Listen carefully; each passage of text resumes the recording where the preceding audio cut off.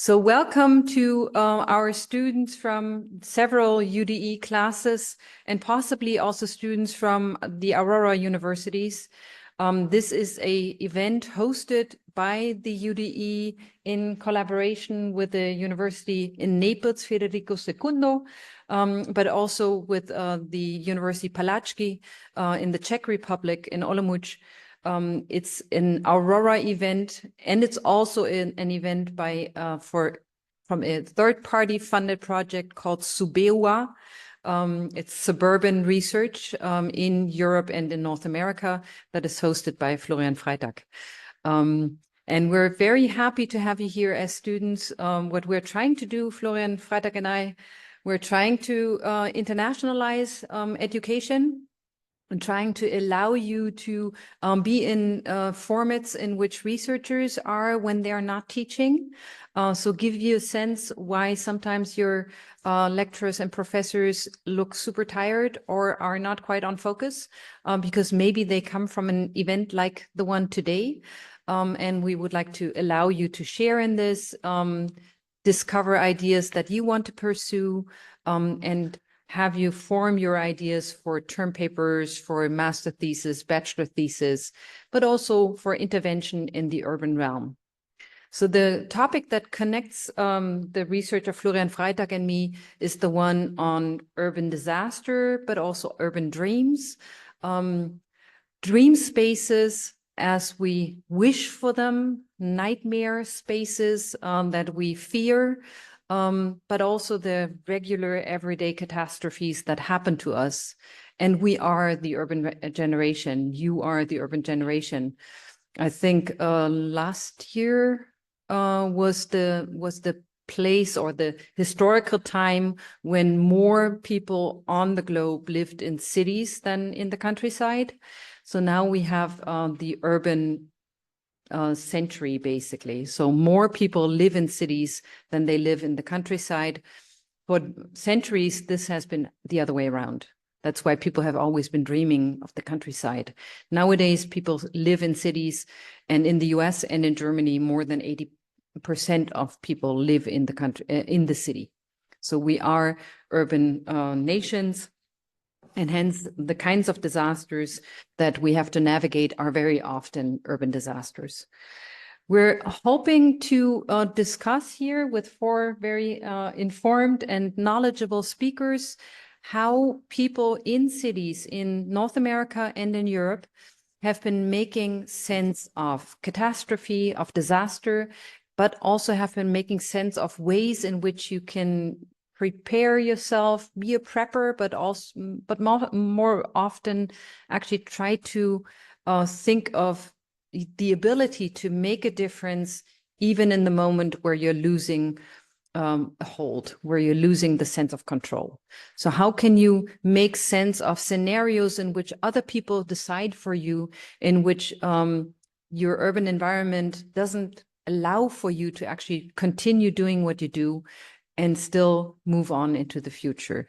And we have four really interesting speakers who will lend their ideas and their expertise for you as students, but also for us as researchers. And just to give you a quick sense of what we will be talking about, we'll have Courtney Muffet-Bateau, who's a postdoctoral researcher who's working on Motown on Detroit.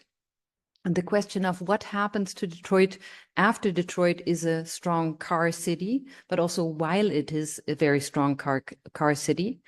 We'll have Francesco Casabordino, who's an architect, a postdoctoral researcher at Naples at the University Federico II. He will be the closing end of our workshop, and he talks about architecture and design. So how does the urban environment actually shape how we can read our existence? Then we have Jared Johnson from North Carolina, who's a writer and who's doing a very fascinating project on coal mining. Hey, Mariana, good to see you. I've just spotted a friend. So we'll have a writer talk about a project to write poetry and a novel, and probably you're also giving us a sample, right? Thinking of coal mining cities in North America and here, and how they inspire our imagination and how they inspire us to think of futures. And the fourth speaker is Jiří Flašiovar. He comes from the University of Palacky in the Czech Republic. He'll join us online, and he talks about suburban poetry. So how does suburbia, our existence in the sameness of suburbia, how does it inspire literature in North America? And with this kind of program, I'll lead into introducing Courtney. For you as students in the room, feel free to think of a break after the second talk. So there's a coffee machine, a really fancy coffee machine, and milk and nuts and dates and crackers after the second talk. Otherwise, there's a bathroom over there, so you have to leave through this door to find the bathrooms. And we're just really happy to have you here. And I'm happy now to briefly introduce Courtney, because we want to leave much room for you to talk about you. And hence, I'll not do a long introduction. One style of academic conferences is to have a 15-minute introduction of a speaker, and then finally the speaker gets to speak. I'll not do that. I will say that Courtney and I have shared a really important history. This research that is being done here at Duisburg-Essen wouldn't be here if Courtney wouldn't have been around. So Courtney and I worked together on American urban questions almost like a decade ago. And you've done your PhD degree on academia and literature. So what does it mean that most writers nowadays are trained in academia? And that they are going through creative writing programs and writing their novels, their poetry from there. This is a dissertation that will come out eventually, but it's finished and it has a magna cum laude degree from the University of Bremen. And now you are turning to your home city, Detroit, and will give us a talk on automobility. Courtney, the floor is yours. Okay, I'm going to make this a little bit shorter. And I just want to say thank you so much for having me. And yeah, I'm going to say to Professor Buchenau and then to Zora Hassan Pieper now. And Monica Buchgeister-Niehaus, thank you guys for having me here and just welcome me into this group of, and then hi, Mayana, I haven't seen you in so long. So just to give a little brief, I lived in the Ruhrgebiet for 7 years. I'm originally from Detroit, Michigan. I came to Germany first to Oberhausen, and then I lived for 7 years in Essen, and then I ended up finishing my dissertation at the University of Bremen. But then I went and worked for Fulbright, which I would encourage you guys all to look into Fulbright so you could study maybe in the United States. And so I was living the last 5 years in Berlin. And now I've transitioned back to Detroit. So I've changed the title of my talk a little bit to Footnotes on Motown, Fordism, and Automobility. And I was working on this a little bit on the train, and I thought, okay, maybe this isn't actually a full thought. Maybe it's just the footnotes of what will become a thought. So so bear with me, and I hope you guys enjoy what I have to say. So how do I go to the next slide? Do I go like this? Because I see Zoom. You have to... Technik, no? Yeah, I'm like an old person now. So. Same. See? Now it works. Like I have to get my students to actually like make things work, now. So I'm like turned into this person that I used to make fun of. So forgive me. All right. Is it? I don't know. Oh, it just worked 5 minutes ago. Yeah, maybe I just go. Can I go manually? Can I? Yeah, you can. Yeah, but then no, we don't have the slide. Okay, let me. So it wasn't just me. Is it going? Now. Yeah, no, it should be. And now you can just see. You can just use this one. I'll use the clicker. Okay. Ask people online whether they also see see the slides moving? Okay, for the people online, do you guys also see the slides? Hold on. You see it in the chat, Where's the Zoom? right? Okay. There's- Were you able to see, can you give us a thumbs up where Okay, they're, fine. yeah, okay, works.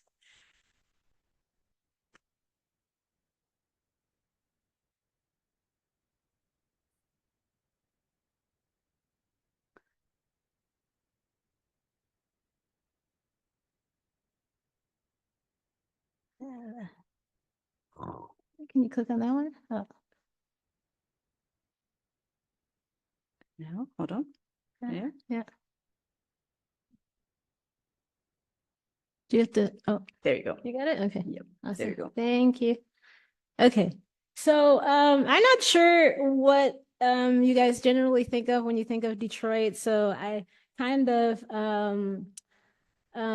brought some pictures so you can see this is one of the historic sites of Detroit. So the Packard automotive plant. And recently somebody just sent this to me. And then I got very angry because I get really mad when you know, people do these like kind of poverty porn images of Detroit. So like you know, when I would come home in the summertime, sometimes I would bring friends from Europe and my mom would say, well, don't let them just go around taking pictures of like homeless people or people on, you know, they're drug addicted, or take pictures of abandoned buildings, you know. So there's like much more to Detroit than just the abandoned buildings and the depression of Detroit. So, but then I'm kind of starting my presentation like this, but yeah, I'm doing it at the same time as I'm criticizing it. But generally, when people think about Detroit, it's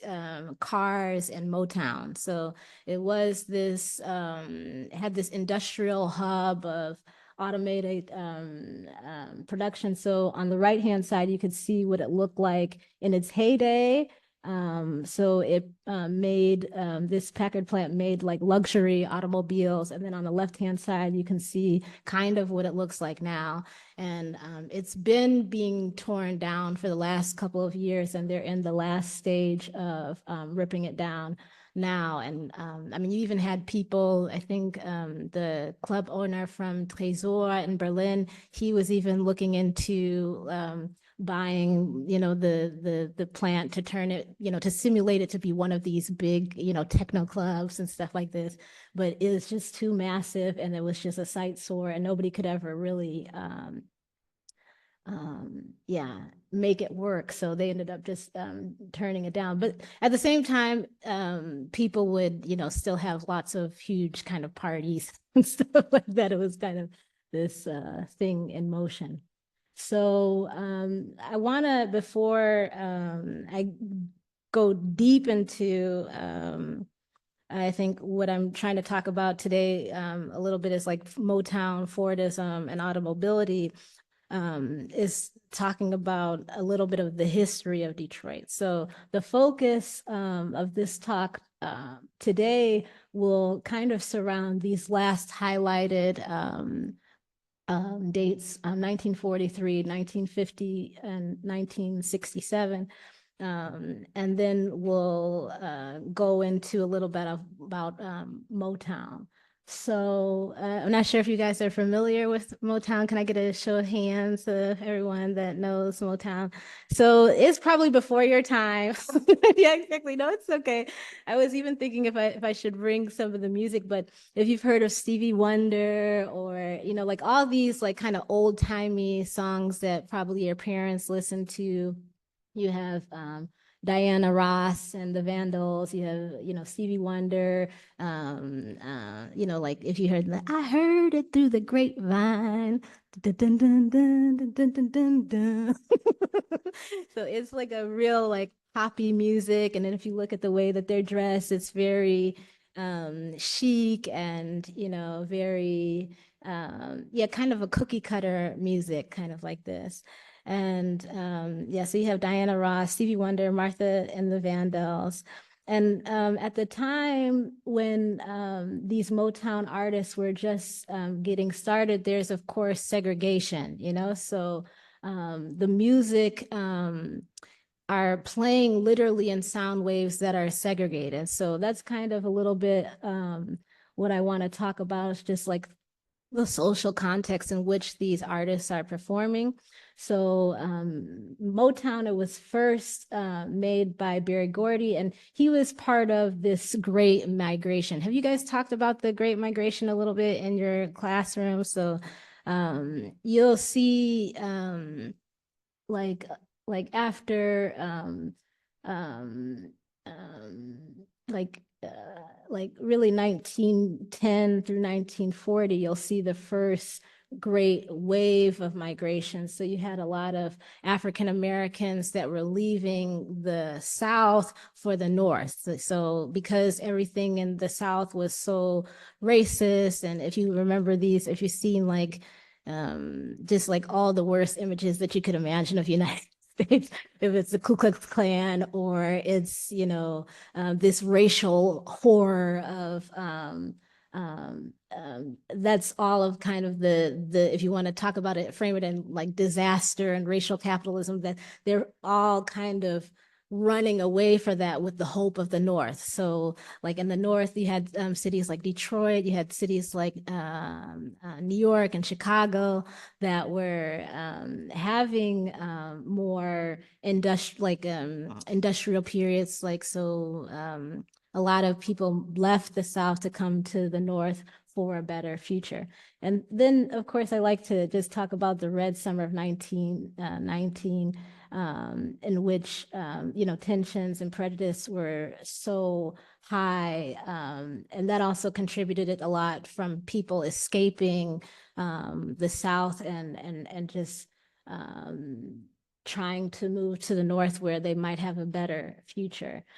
And then also, of course, with the end of World War II, you had a lot of Black GI soldiers that went and, you know, fought in the Second World War. Then they came back home with this promise of thinking, oh, now I'm integrated, like I've served in the war, like I'm ready to, you know, be a full citizen of the United States. And then they came back and they were met with like what they call Jim Crow segregation. So like, you know, Jim Crow segregation is, you know, this, when you see these images of, you know, the white fountain versus the Black fountain, or just even when these Motown artists were performing themselves, they couldn't even go through the front door, you know, like, or if they had to, sometimes if they were performing, say like Carnegie Hall, they couldn't, even go through the front door at Carnegie Hall. They had to go through the service quarters, or just, you know, they couldn't stay at the hotels. They had to stay in kind of like makeshift hotels. So there was always this kind of level of segregation that was going on at the same time as they were doing this like artistic production of trying to, you know, raise up in social class. So I brought a picture of Fannie Lou Hamer. She's not a singer, but I figure it's important just in terms of thinking about, you know, voting as well, you know. So right now we're in the midst of a really tense campaign season in the United States. And and you know, like it's just, it's, you know, so I was gonna play a video, but I think it's really too complicated. But like, you know, Trump recently said, you know, like Kamala Harris, she's gonna make Detroit like, or she's gonna make America like Detroit, you know, like, so this kind of idea that, you know, she's going to make America into a failure, you know, and, you know, so now, right now, it's kind of like this kind of huge thing of like, who's voting, what is the right of the vote? And someone like Fannie Lou Hamer, she, you know, really democratized the Democratic Party. So she tried in Mississippi, I believe, Mississippi, to get into the Democratic Party at the time. She knocked on the door, they chained the door, you know, so it was a white-only Democratic Party, you know, so that's why she ended up making the free Democratic Party. And I mean, if you look at her and like the freedom fighters of the 1960s and stuff like this, you'll see like how you had like Black and white students traveling into the South, trying to push for racial integration and stuff like this. And she was a sharecropper. And so they had all these rules about voting. So one of the rules was like you had to pass a literacy test. So what she was doing, she was going into the South and teaching Black people enough so that they could read, so they could pass the literacy test, so that they could actually vote. So there's all these different ways in which the right to vote, was being privatized so that it wasn't like a true democratic process. And people like Fannie Lou Hamer really fought for that and fought with her body, So in my classes, we listen to her testimonies, and, she talks about how badly the police, were beating her. I mean, they like dragged her out of the car, beating her with these club sticks, and then she was in jail, and then they forced other Black people that were in prison at the time to beat her until she was unconscious.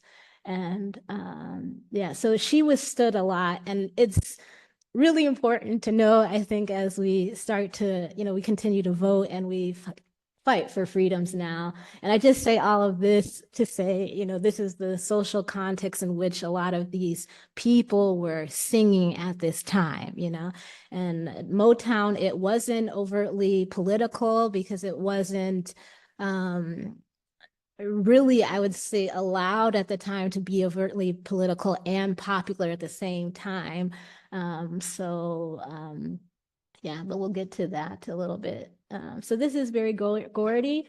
He started Motown in 1959 with an $800 loan from his parents. So they moved from Georgia as part of this great migration. And then he ended up in Detroit with his family, and then he started Motown, and so you see that. So now we have these kind of three, you can kind of see. So, but between 1950 and 1967, you see what was going on. I mean, with this riot, it's so part of our local history, but also these riots, they were happening all over the country, So you had them in Washington, D.C., you had them in Boston, you had them basically in every major city, where you're starting to see the tensions between Black and white people coming together from different social classes. And then also you started to see, the Black Power movement. So you have people like, not only Martin Luther King, that was more like an integrationist, but then you had somebody like Malcolm X, who was like a nationalist, so he believed in segregation, and he believed in what you would call Black nationalism. So, the idea that America will never kind of accommodate Black people, so we need to create a nation of our own, like this kind of thing. So, and with that, we had Coleman Young, who became mayor for around 20 years in Detroit. And then another term that I just thought would be important is this idea of redlining. Are you guys familiar with the topic of redlining? Okay, so redlining is like a state-sponsored system of segregation. So if you look up to the upper left-hand corner, that's like a map, I think, of the city of San Francisco, I want to say, or maybe it's in New York, I'm not sure. But the most important thing is the colors, So this is a map of the city, but then you can just see how certain districts are put in red lines. So they would encourage through racial zoning laws, people like immigrants and Black people and people, impoverished people, to move into those areas. And then if you were in those areas, it was very difficult to get like bank loans. The school systems were usually worse and stuff like this. And then if you were in these green areas, then, it was only white people allowed, and then people that were affluent or could have access to credit and insurance and stuff like this. So this is a book by Richard Rothstein, The Color of Law, which I would recommend to everybody to read. And in it, he just talks about the history of the Federal Housing Administration and just like how segregation, it wasn't just, you know, something that just happened. It was like by design, you know? So yeah, so let me get back to the Motown. So what I wanted to, I took these three parts of this article, Detroit, City of Cars, City of Music, and he kind of listed in around three core themes: is the urban environment of Detroit, the production of Black music, and the American race relations. So far we've kind of talked about 1 and 3, and then I think the last part is what we were trying to talk about now, is the actual production of Black music. And I think the category of Black music is something that it seems kind of understandable, but it's something that I think has meaning and has no meaning at the same time, if I can say this. So, and the reason why I just say that is just, if you look at a lot of, you know, the history of, say, rock and roll, or, you know, the history of, well, let's start with the history of rock and roll. So it's usually, or the history of country music, for example, you know, these are genres of music that are usually thought as white categories of music. But if you look at, like, you know, some of the artistic production of like Stax music or something in Memphis, Tennessee, you see a lot of Black and white artists actually working together and collaborating together. And then because of segregation at that time, a lot of the Black artists are kind of left to the waistline, and then the white, you know, artists are able to kind of thrive based on, you know, the problem of segregation. So what Berry Gordy, he was trying to do is create a new kind of like soul music that was based on his time in the Ford production company. So when he was in between jobs, he worked for Ford, and then he tried to apply this idea of Fordism to making Black music. So what he ended up doing was, you know, seeing like, let me see if I can get this. Here we go.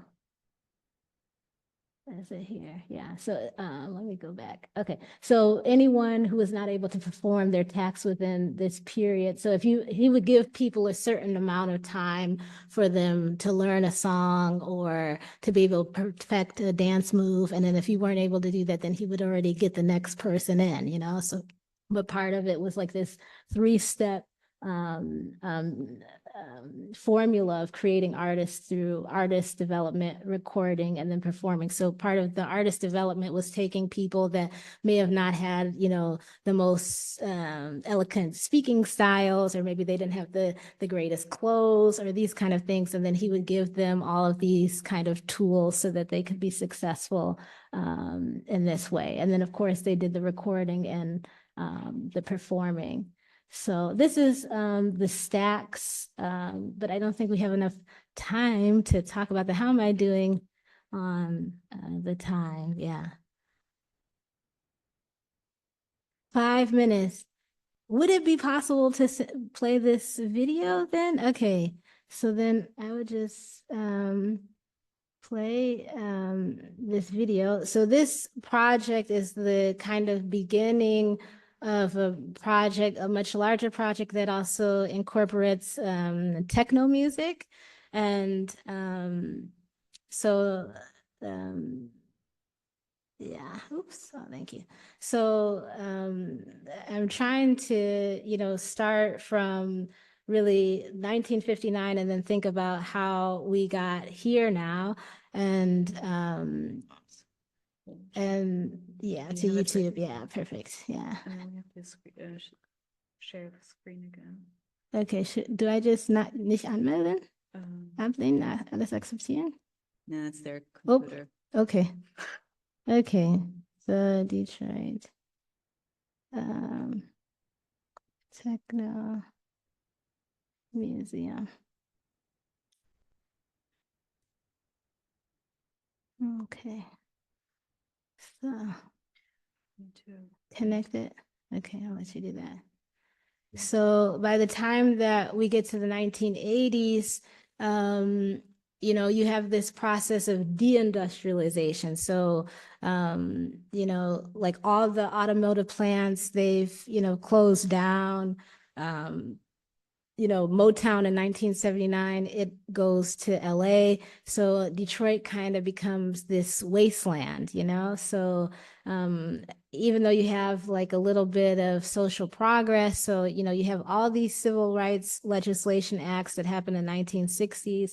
But then, you know, we get into the Reagan era, which is kind of like the Trump era, where greed is good, you know, and stuff like this. And so you see like a lot of Black cities becoming like extremely economically depressed. So out of that, you know, is the birth of techno music. And then, you know, there's like this really huge connection between the techno that's happening in Detroit and then also the music that's happening in places like Berlin and Frankfurt.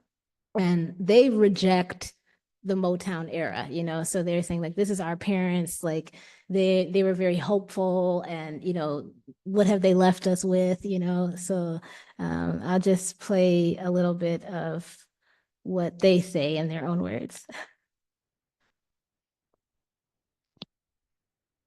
Maybe Detroit was economically depressed, but musically rich than a motherfucker.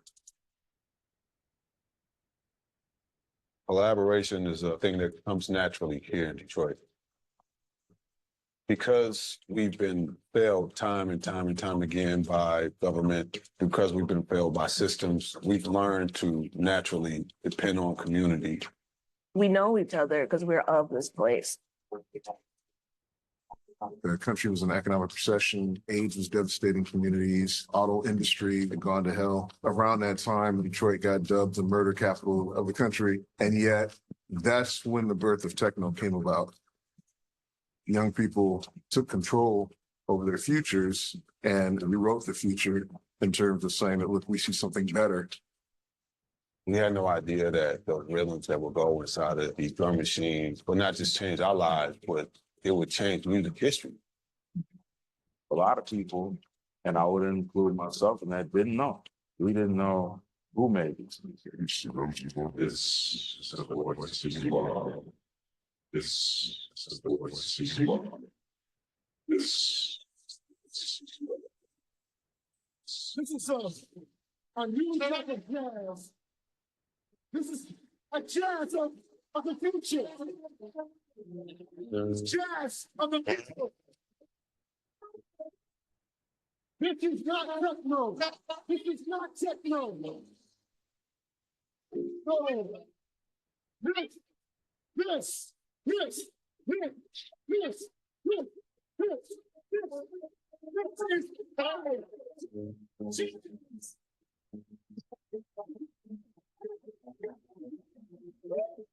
UR was a big ass team. Okay. So it's much longer, but I think the last 2 minutes you can kind of see what they're doing. It's a complete rejection of Motown, you know. So within it's like a lot of, you know, respectability politics, and then with the techno culture, they just, you know, put a big stinky finger to, you know, the hopefulness of the idea of we're progressing towards a better future, you know. So it's a rejection of capitalism. It's like anti, like, you know, towards noise. So not about musicality somehow of like enjoyment, but just really dealing with these hard beats in the club to kind of come to terms with like the fact that they're living in a wasteland now. So I think that's it. And we could maybe do a discussion or something like this. So that's my footnotes on Motown, Fordism, and automobility. Thank you. go back. I don't know.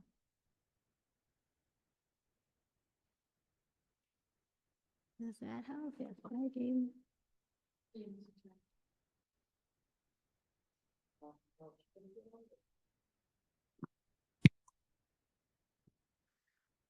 Musste nur Frau Sora Hassan-Pieper bitten zu schnippen.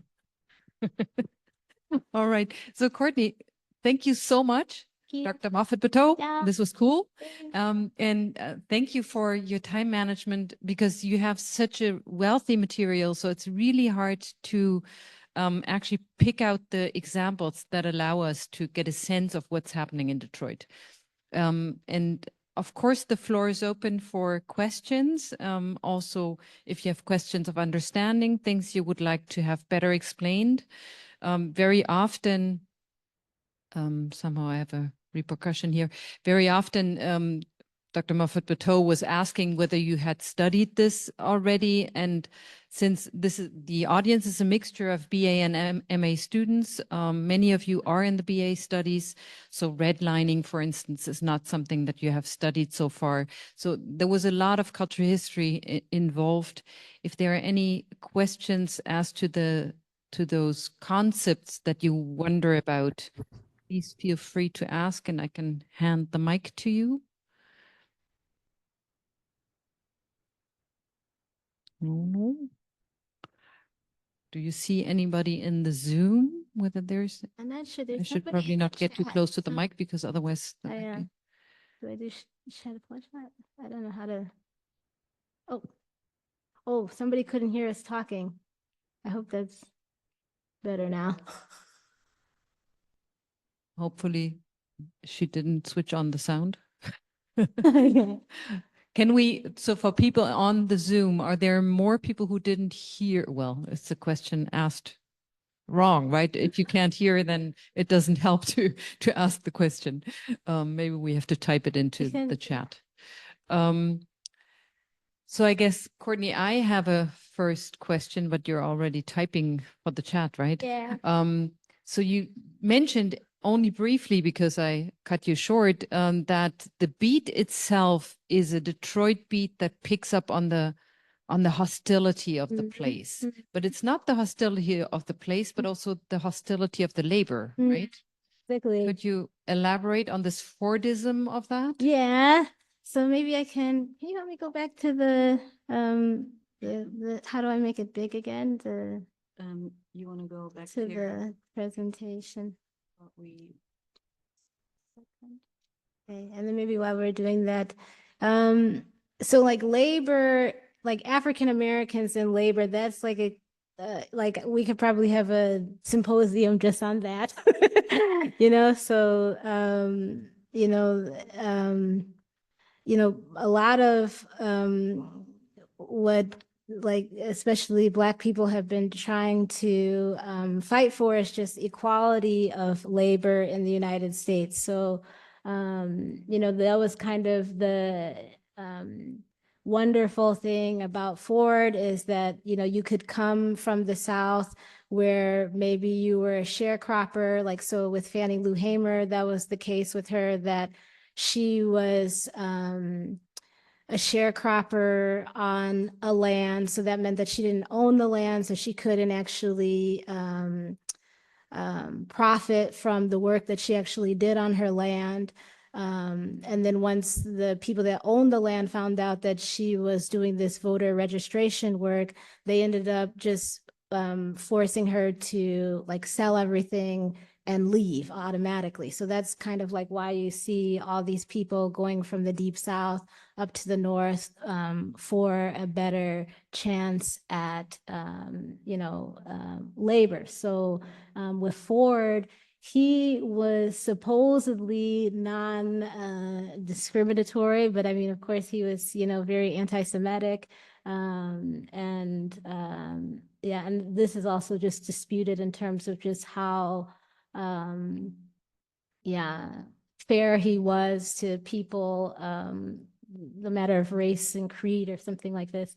And then, of course, when all of these modes of production failed, you know, a lot of Black people that were forced within these economically depressed areas didn't have labor where they could actually feed their families, you know? So like, yeah, of course. So then I think whereas in Motown, people were using the automobility or this mode of this promise of capitalist inclusion, you know, they kind of saw that that was like an empty promise, you know, because literally, quite literally, Motown, they closed up shop in 1979 and they went to California. So they just left a lot of people there to survive for themselves. And then if you watch this video, a lot of the times they would still use Detroit artists as, you know, whether they were playing the saxophone or something like this. And then they would not pay them, you know, because it was actually more expensive in LA to pay people for their labor in the music sphere than it was in Detroit. So then it was kind of, again, they were getting just really kind of screwed over in this whole thing of progress, you know, so who was allowed to actually progress and who wasn't. And I mean, if you look into like people like Prince, I'm not sure if you guys have heard of Prince like this. Okay, so you know he's talking about, you know, this is 1980s again. So Michael Jackson, Prince, you know, it's all in the same kind of area. But you know, he was talking about how important it was to own your own masters. So you know, like people like Kendrick Lamar or Beyonce or something like this. They're all, you know, that's sometimes you hear that in the undertone of their music of like how important it is not to just create music so that the business side of the people that own the modes of production, not only that they're the ones that are profiting, but the artists themselves. So now you hear that in terms of streaming, you know, so it's like if you put a song up on Spotify and you have 81 million listeners or something like this, it doesn't translate in the same way that it used to translate when you were selling CDs or something like this, because you could like charge somebody $10 for a CD. I mean, there was of course bootlegging, you know, I did that where I, you know, go to put it on the computer and like this kind of stuff. But yeah, so I think there's like these different modes of like capitalism, and then also when you add in the element of technology and the advancements of that, and that feed into this question of labor, like whose labor is actually recognized and what is it actually worth, you know? So yeah. And then the one idea that I thought is fascinating also with your picture is that techno picks up on the sound of the factory. So it picks up on the sound of the assembly line and works from there. So it does resonate with our, I would say, cultural memory. Yeah, right. But I have a question from Florian, right?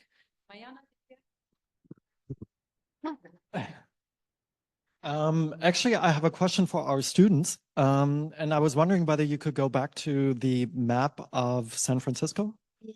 Or yeah. This is a very interesting, and some of you may not have heard of this, redlining. So state government-sponsored urban segregation. And of course, this is an extreme example of urban segregation. But I wanted to ask my students, our students, to what extent you think that segregation or, you know, social segregation in cities today, and not in the US, but also here in Germany, is still a problem. Do you see something like this? Do you experience something like this? Maybe even here in Essen? I think you have. Yep. You have to use the mic, otherwise people will not hear you. Sorry. I watched a video on YouTube and it was talking about, I think it was San Francisco too, but it's like about education funding and like people from poor districts will fund that. I mean, it's supposedly you're supposed to fund for the entire city education, but like only like poor district will put like in one how do you call it, like a casa, you know, like a Like an area. Like like poor district will only fund for like their poor district's education, and like the rich neighborhoods will pay for their own education too, so it will favorize in the same city like social segregation.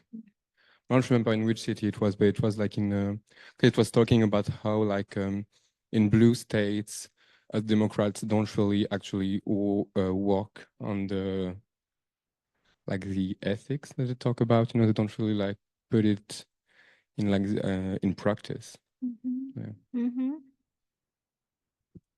Yeah, and I mean, like in the 1960s, they even had like these busing, so like people, because of segregation, you had like before 1954, you had this Brown versus Board of Education, which meant that it was no longer constitutional for schools to be segregated around race, so you started seeing like kids being bused from Black neighborhoods into white neighborhoods so that they could start testing this idea of racial integration.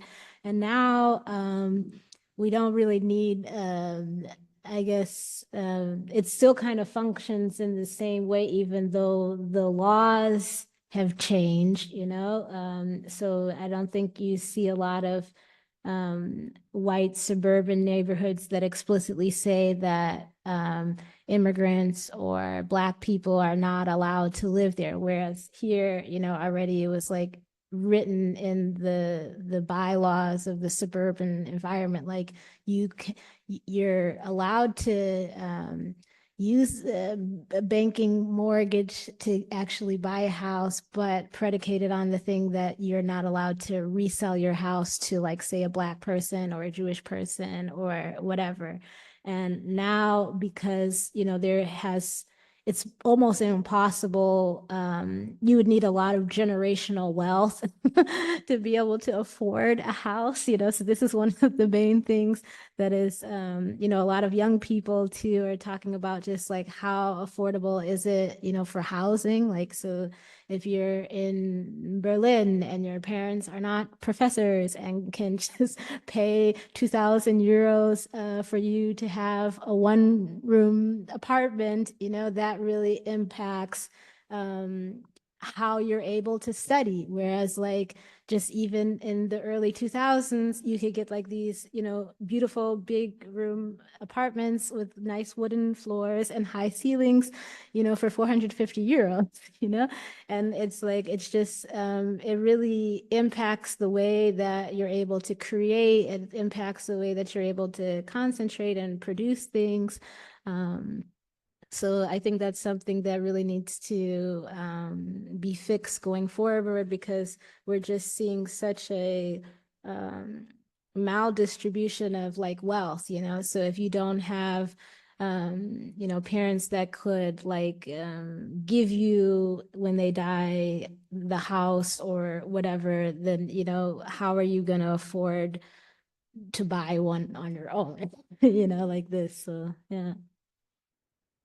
And I think it's interesting that that first response came from someone from France, because France, of course, has a law where 25% of housing needs to be social housing.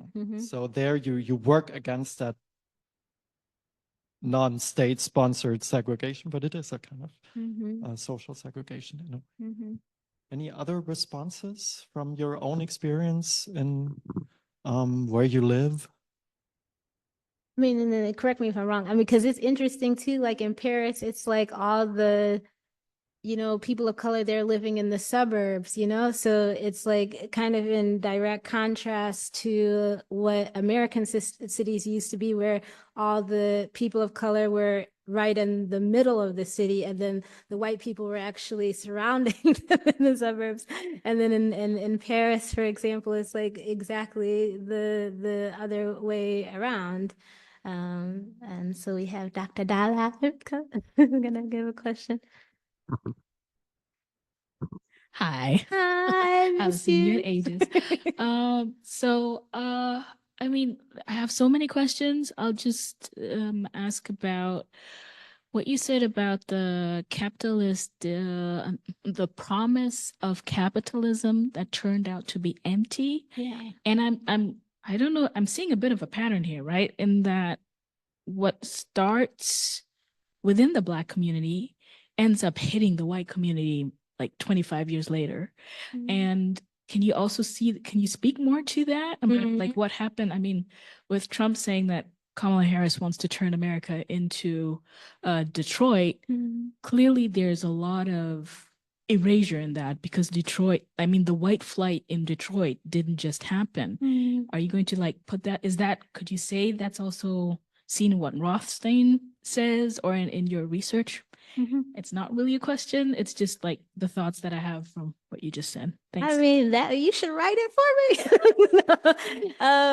Yeah, I hadn't even thought about that. I think it's a really good point. Like, yeah, you know, this Marxist story about the animal farm, you know, so it's like the mouse, what is it? The mouse is saying we should worry about the cow having the disease, and somehow, yeah, nobody cares about the cow having the disease. But then I don't know, anyone at the end of the story, everyone ends up getting the disease. And if had we just cared about the cow, we wouldn't all have died from the same poison. And I think that's kind of the problem of like racial capitalism or any gender discrimination or any of these like isms. It's something that we all kind of like collectively suffer from. So you know, we should always want to, you know, fight for gender equality as much as we want to fight for, you know, racial equality, because it's like all symptomatic of like, yeah, a greater problem of greed, you know? So, yeah, and I think it's something that we do see now happening in the United States where, you know, like greed. I mean, you have very rich billionaires, you know, and then you also that are people of color. And I mean, if you look at someone like Diddy, I'm not sure if you guys are following exactly what's happening with him right now. You know, it's he's feeding on, you know, misogyny and, you know, exploiting women and all people and stuff like this. And so anyone is capable of reproducing like negative systems of inequality that could harm people, you know? So I just hope that going forward, we're less distracted by politics of representation, be that like race or, you know, gender or whatever, but, you know, really recentering human rights in a way that we have never really done in the past successfully, you know, because usually when we think of like what is categorized as human, you know, it's usually, you know, this großgeschrieben, like, you know, white male, evangelical man, you know, or something like this, you know? So how do we extend that concept to everyone where everyone can kind of, you know, benefit equally, you know? Like, I mean, even though equality is kind of a hard concept to come by, but did I kind of get your question? Okay, well, I guess it's time is up. I think we need to move on, although it's a real pity. So I hope that we can continue the conversation over dinner. And Courtney, thank you so much. Dr. Moffat-Bateau, thanks to the audience for being here, and a big clap for a great talk. And I'm now handing over the mic to Florian Freitag for the next introduction. Okay, I'll do it with a mic. All right. Okay, so one of the things you said during your introduction, Barbara, was that last year was the year when more people on Earth lived in cities than in the rural areas. Well, a lot of these people, and an increasing number of people, they don't live in downtowns. They don't live in the core of the city, but they live in something that we call suburbs. Suburbia is something that wasn't necessarily invented in the United States, but at the latest with the 1950s, suburbia started to grow, and it has spilled over into other countries as well, including Europe. Suburbia has been, some people say, stifling, homogenetic.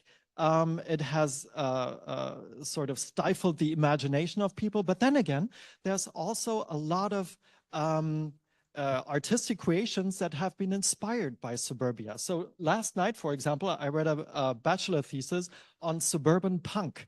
Punk music that was inspired by suburbia and by life in suburbia. There's also films based on suburbia, especially horror films, interestingly enough. There's theme parks based on suburbia or inspired by suburbia. And of course, there's literature and poetry based on suburbia. And that is going to be the topic of our next talk. Now, the professor who is going to give that talk has been working with me on suburbia for the past 2 years in this project called Subewa, Suburbanization and Urbanism in the EU countries and abroad, including, of course, the United States. So we have been meeting up for the past 2 years, I think about 4 times, in order to discuss suburbia and its repercussions in the arts and in culture. His name is Jiří Fleischer, and he teaches American literature, culture, and history at Palacký University in the Czech Republic. And Palacký University is one of our partner universities in the Aurora Alliance. Jiří is the author of 4 books on American poetry, many book chapters and journal articles on Anglophone literatures and cultures, and he's the editor of several volumes of criticism. And his current research deals with the problems of gender-based domesticity in American suburban literature and film. And he's going to present from his current research, and his talk is called The Challenges of Urban Domesticity in American Poetry. Hi, Jiří. Hello, hello everyone. Can you hear me? Yes, we can hear you. Thank you for being here. Thanks. Thanks for having me. Thanks for the introduction. How much time do I have? 25 then? 25. Is that 25? Right? Okay. Let's say 20. Oh, okay. So I'll talk about American poetry, domesticity, and maybe briefly related to some other topics such as sustainability, which have been mentioned already. So, for over a century, poetry about the suburbs have been written, reflecting the impact of suburbanization in the US and other English-speaking countries. Yet one of the central preoccupations of suburban poetry, that is,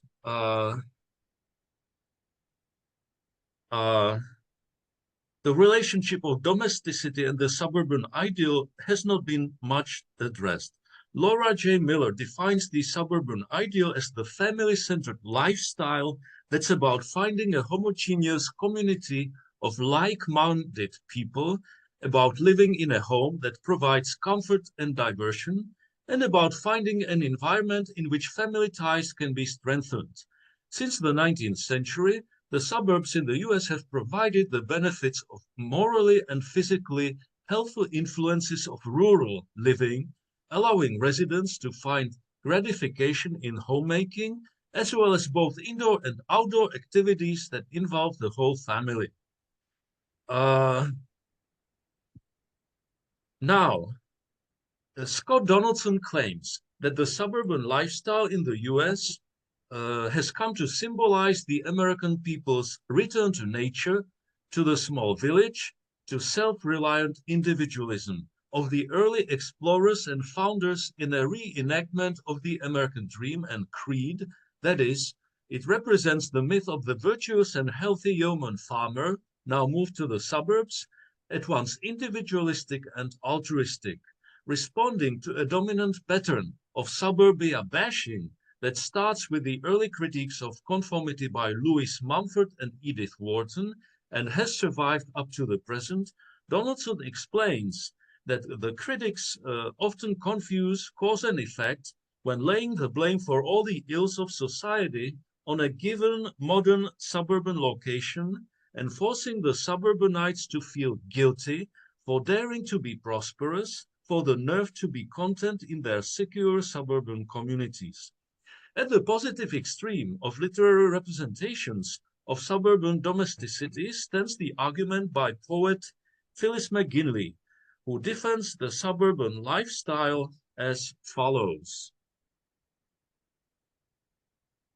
Quote, I have lived in the country, I have lived in the city, I have lived in an average middle western small town.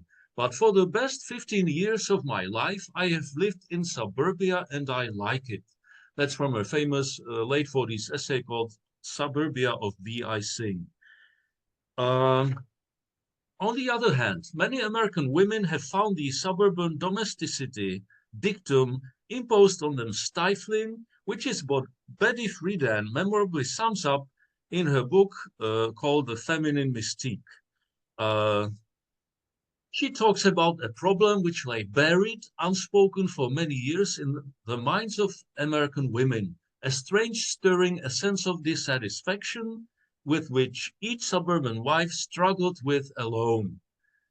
So after she made the beds, shopped for groceries, matched slipcover material, ate peanut butter sandwiches with her children, chauffeured Cub Scouts and brownies, lay beside her husband at night, she was afraid to ask even of herself the silent question, is this all, unquote. Glenna Matthews explains the practical dimension of Friedan's suburban unhappiness of the stay-at-home housewife since the design of the detached homes in typical suburban communities reinforced a woman's isolation from most of the world of adults, and the percentage of a woman's days spent chauffeuring other family members about increased exponentially. Even if she was not gainfully employed outside the home, she often needed to resort to convenience foods in order to maintain the driving schedule intact. Moreover, as a result of these changes, she began to seem like a servant to her children as well as to her husband, unquote. Ambivalence of the suburban poet about her domestic roles is evident in an early poem on the subject by the said Phyllis McGinley. It's called Occupation Housewife, and in this sonnet from the 1940s, suburbia is portrayed as resting on the contribution of the stereotypical woman as wife, mother, and house manager, who's the ideal of feminine beauty as well as motherhood and female-based domesticity. Already the title suggests the tyranny of a box routinely filled in by American women in census forms, implying tension between the expected public status of the woman being portrayed as a content housewife who does not regret having sacrificed her career in order to care for her family. As Joe Gill explains, the identity of the woman is built on subterfuge and absence, as she derives meaning from others, her family, social matters, social callers, and from her status as a conspicuous consumer of material objects. Moreover, there's no sense of her husband being around, so either she's widowed or divorced or estranged from her husband, and her two children have already left the home to study elsewhere. She takes great care to look young and beautiful, while the absence of other family members highlights her encroaching desolation, an emotion that undercuts the earlier image of a glamorous and enviable woman.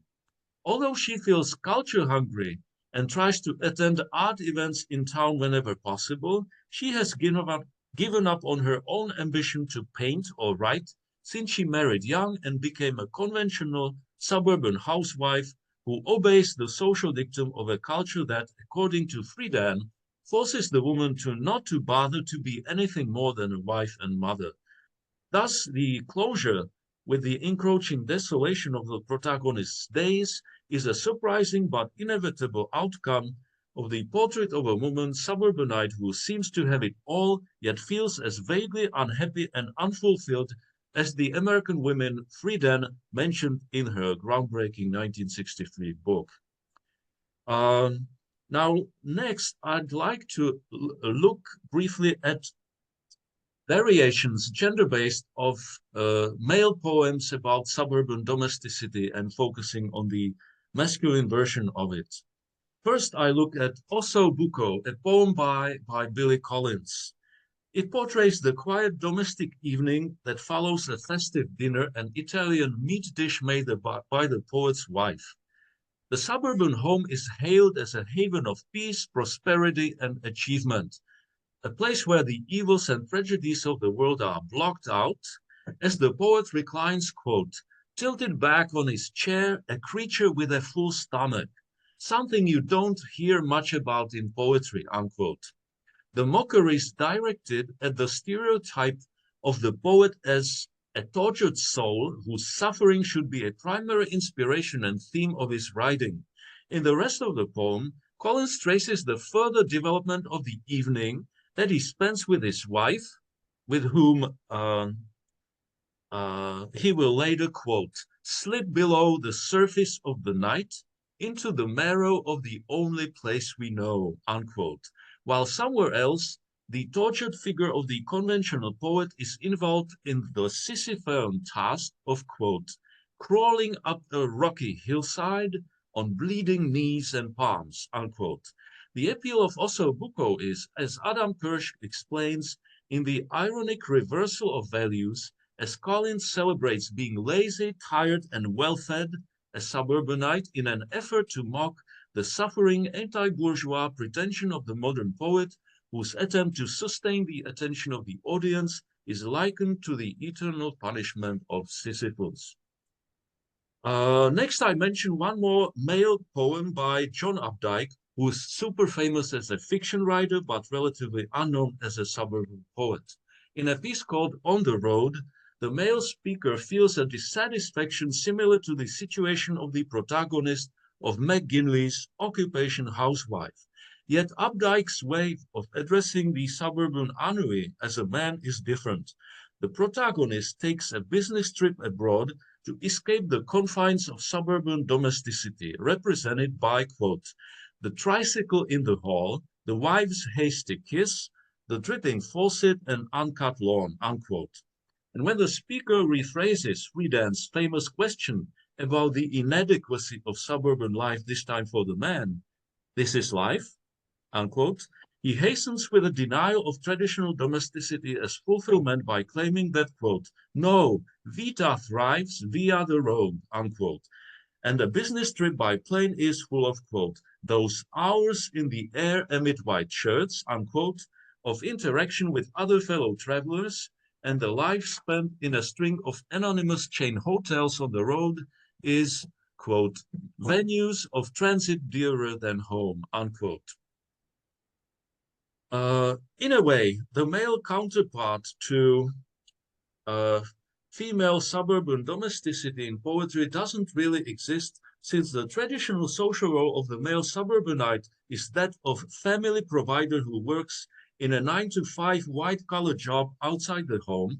So even protagonists of male poets' suburban poems are oddities in the suburbs as stay-at-home professional men and husbands, while everybody else is away, working Monday to Friday. Now, next I move on to a topic I haven't much written about before, but the topic of racial exclusion in American suburbia and how it's related. In a poem from the 1960s, quoted by Andrew Weiss in his book on Black suburbanization, Chin E. Moore deals with the African-American family situation of breaking the color line in American suburbia in the late 50s. I use actually images of the real Myers family, who was a Black family trying to move into a white-only Levittown suburb in the late 50s. So a real story as opposed to a fictional poem about this thing.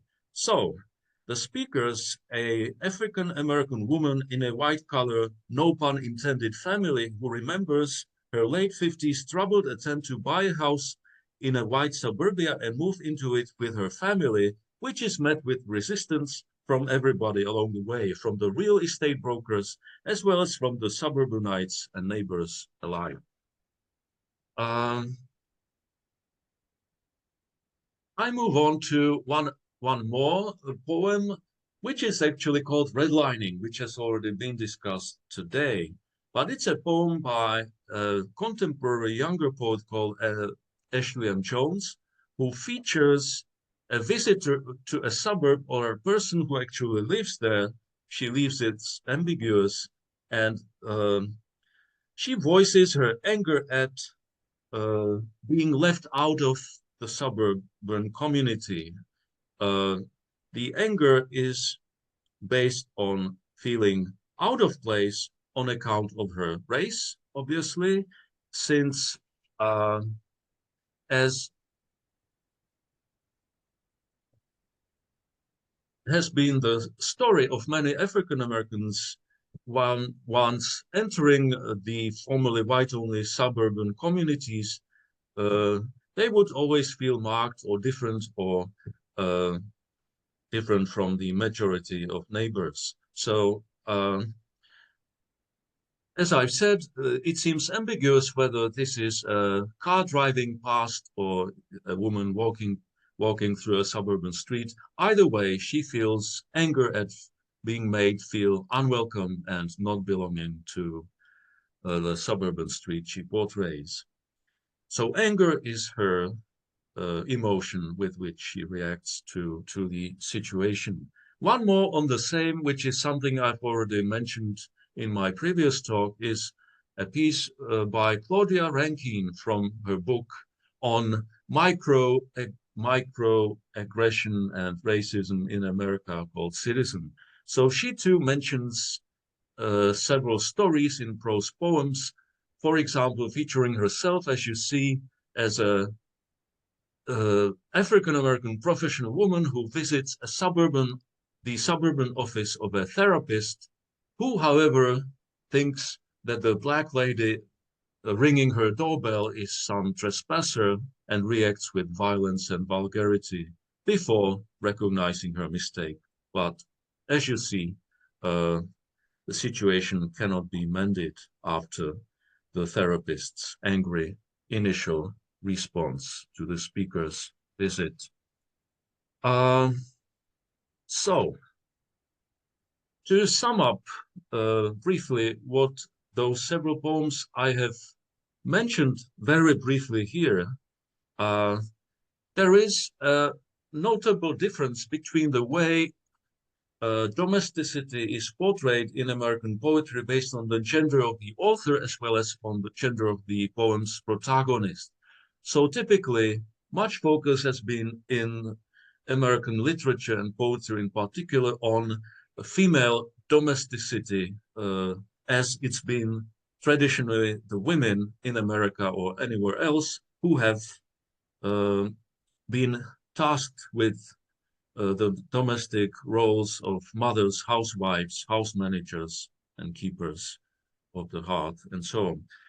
However, there is also the other male-based focus on domesticity, which has been written about by one historian in the past, whose name is Margaret Marsh, but she only focused on late 19th century situation, which is not relevant to my poems. So my poems by post-war poets such as Collins or Updike portray the male suburbanite as vaguely unhappy or as self-confident and happy in their domestic situation. But as you see, there is a lot of difference because the male poems of domesticity by male poets focus on different things from the poems such as McGinley's Occupation Housewife, which portrays the woman's lot and the ways in which her ambition, creative and professional, has been forsaken to give way to traditional roles, while the men in the suburban poems seem to be not facing a similar social dictum as suburbanites and professionals. Last but not least, the poems of suburban racial exclusion, which I have briefly mentioned. There's many more of them. For example, an earlier poem by Gwendolyn Brooks about visiting Beverly Hills, Chicago, driving through it, all testify to the American poet's ability to reflect on the problem of racial exclusion and the history of suburbanization in the US as being two parallel developments. And so that's perhaps all I had to sketch out. I'd be happy to branch into social sustainability of suburban identities in poetry, but that's perhaps beyond the time I have. So thank you, and if there's any comments or questions, I'd be happy to address them. Thank you.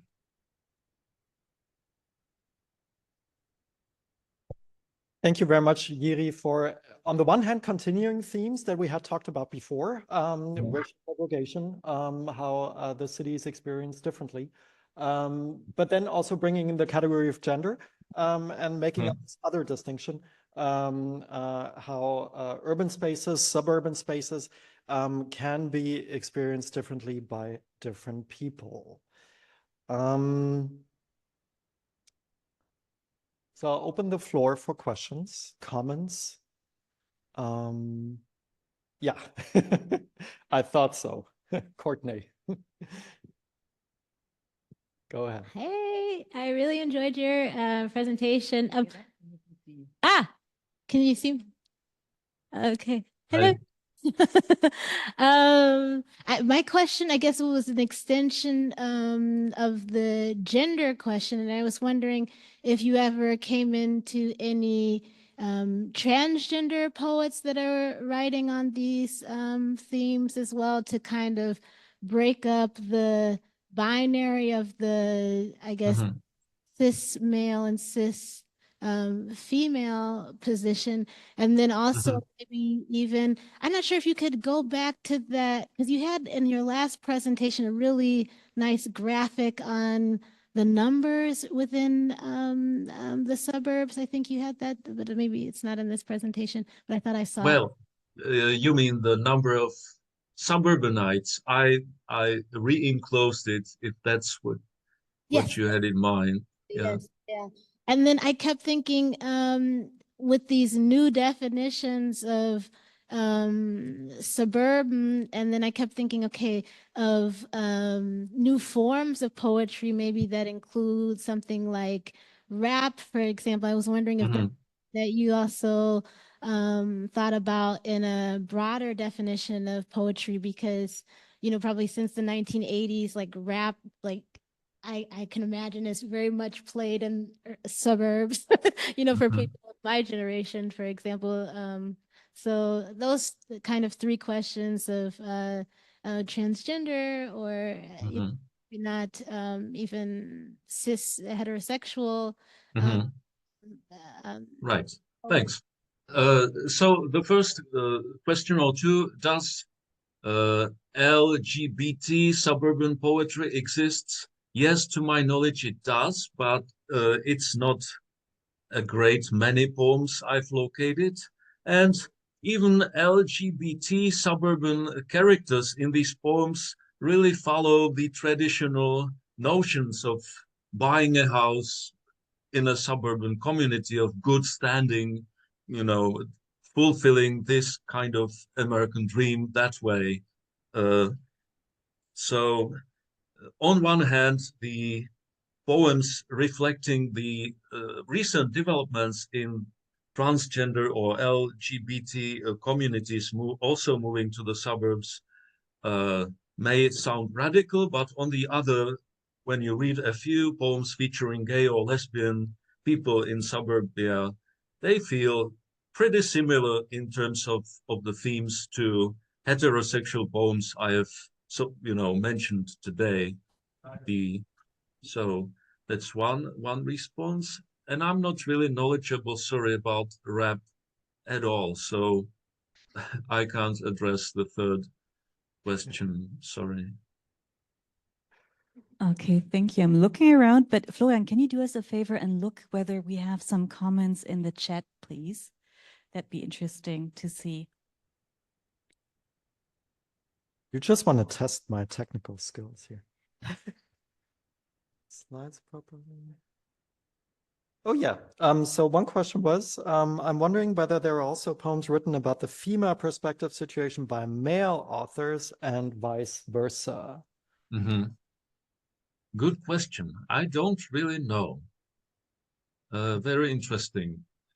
You mean poems, yeah, by, for example, a woman poet poem featuring a male protagonist.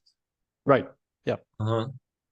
I mean, women writers have done that forever in fiction, yeah, focusing on male protagonists and writing as women.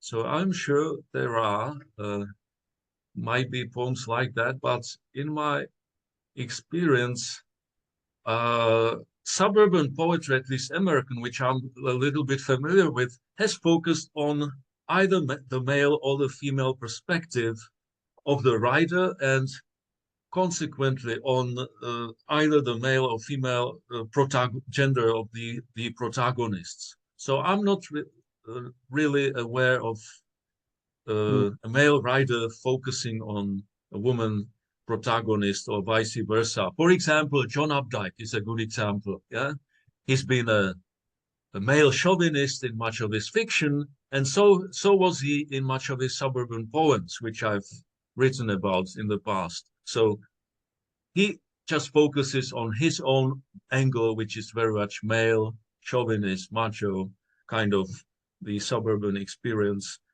Women do exist in his suburban poems, but as really, you know, appendices to his chauvinist views on suburban domesticity and, you know, roles of men and women in suburbia. So I'm not really aware of any such trans viewpoints, you know, one gender writing from about the other's perspective, featuring the other protagonist in poems, which is not to say they don't exist, and which is also a good point perhaps to follow for me. Thanks.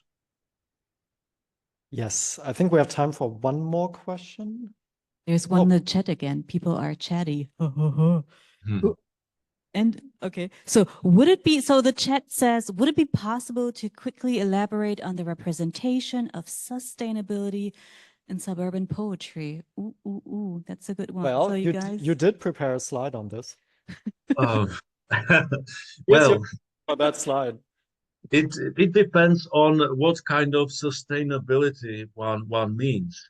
In terms of social sustainability or like architectural sustainability, I am not really aware that, you know, there's been much talk about suburbanites in the US returning back to the cities, to walkable urban communities. That's what the architects have been preaching for several decades. I'm not aware of literature following this trend or real Americans following that. All I've met is Americans still pursuing the suburban dream of getting a house in the best possible social status-wise suburban community. I'm not sure that there's been a great trend of people moving back to the cities. But this is not related to poetry and sustainability, I imagine. But a general comment about sustainable future of suburbs and urban communities in the US in general. more questions. I'm looking at the room. People are looking away. Am I going to pick someone, or is Barbara going to pick someone? Oh. I'm going to make myself ask a question. So Jiri, first of all, thank you for working within our time limit as always. And I need to admit that I'm really proud of the students who are making time for this extra slot. So it's not within our regular teaching slot, and you're making your way into this seminar or workshop. So we really appreciate it. I think, Jiri, one thing that I wonder about from the poems that you've been mentioning, and also from your response to the sustainability question. Suburbia, the realm of standardization, of assimilation. So if queerness, for instance, becomes straight, if non-white people trying to live in suburbia can also, by the rules set up by people who say you need to act white. Would you say that suburbia is the realm in which people are forced to play by rules more so than the city? And well, in German, we have this slogan of the city, Stadtluft macht frei. So the city is the realm in which you can actually liberate yourself from all these restraints. But from your poems that you've given us, it sounds as if suburbia is the opposite. It's the place that is unsustainable, that eats up territory, and that it makes people behave along very strict social lines. Yes, I agree. Strict social lines or strict community-imposed rules on the way house lawns or things like that should be kept. I get the sense that sustainability is still not very much on many suburban communities' minds, suburbanites' minds in the US, that many people act as if living in a suburban community like could go on forever, and future communities could be built along the same traditional patterns, sprawling out of city centers towards further away. Yeah, so I imagine your comment about the freshness of urban air suggests more freedom for people who choose to return or stay in the city in the US or anywhere else in Europe as well, while a suburban community may provide more freedom, for example, than an urban apartment does, because your neighbors are at least 10 or 20 feet away from your bedroom in a suburban house, but still there is a lot of observation by neighbors or trying to keep up with the Joneses kind of attitude towards getting the new car or getting the latest lawnmower, that kind of thing in the suburbs. Yeah. Wow. This is precisely what you get in urban punk. If you listen to the lyrics of urban punk, it's all about getting out of this prison of suburbia. Yeah, but you know, I like to repeat this. There's this paradox of suburbia being portrayed as a prison, conformist prison in all of these poems, short stories, novels, and films. And there is the dominant pattern of relative happiness and satisfaction one gets when meeting real American suburbanites who have lived in these communities themselves. So they are not too unhappy. They don't feel oppressed by their house or neighbors the way many protagonists of suburban films and novels do. They just don't. Maybe it's just so much fun to play by the rules. So I think what you've shown us is actually this immense contradiction of suburbia, that suburbia click. And that's why suburbia is still eating up our lands and is something that most of us will probably end up living in. So thank you so much, Jiri. And thank you for allowing us this really strong discussion. Hands for Jiri. Thank you. Thank you. Which brings me to a nice turn, because we have a writer who's going to write wonderful works on coal mining across the Atlantic. And if it doesn't come into existence, and if we don't read it, then it can't work as well as it should. And I'm very happy to introduce Jared Johnson. He's a writer, he's a researcher, and he's an educator. Born and raised in Kentucky, US, but also trained in North Carolina, Wilmington. He graduated in spring 2024. Congratulations, from the University of North Carolina, Wilmington. So you're still on the road towards graduation. Jared did graduate. And he has a master's of fine arts in creative writing. And this is something that we hardly have in Germany and that many people aspire to. So this creative writing program, he's visiting our department and is the host is Florian Freitag. And the funding institution is the DAAD, the German Academic Exchange Program. And it's wonderful that this program exists and enables this exchange, because Jared Johnson is here for 2 months to do research on coal mining towns and coal mining principles, cultures of coal mining, as compared to US coal mining trajectories. And it will turn into poetry and novels, right? So we're happy to have you here, and the floor is yours.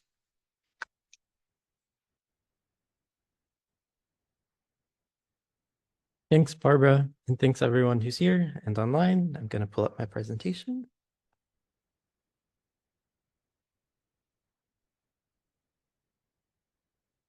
Sure, but as you move back and forth with your slides, the online audience can see you moving the slides. Okay, so if I present and then click next slide. If anyone can't see, just chat us. If you saw 2 slides there, but I think it should work. The chat is silent, so people on the Zoom, can you give us a thumbs up if you see the slides moving? Second slide. I can see the chat now. Yes. Okay, perfect. Great. Okay. I'm setting a timer so I can keep myself under 20 minutes. I prepared myself for 30, but I'm just going to cruise. I'm going to go through some stuff in the beginning really fast, and it's going to be fine. So I initially had a quote. We're not doing the quote. Instead, I want to make sure you understand the place that I come from. So I'm talking about a region known as Appalachia. This also kind of fits nicely into the trajectory of the presentation so far, because we started urban, now we moved suburban, now we're going really rural, okay? I think there are things to glean about like sustainability and urbanness even from studying rural places. So follows the Appalachian mountain chain. That's why it's known as Appalachia. You can see the mountain chain in the right graphic. Left graphic shows you the specific area kind of on a map. It's on the east, but it's not the East Coast, right? And the specific place that I'm from, Kentucky, you've eaten at KFC, you know what it is. Or you know bourbon whiskey. Those are what Kentucky's famous for. So it's kind of like the middle here. It's part of this like dark gray, almost black section. Talking specifically about East Kentucky, which has a history of coal mining.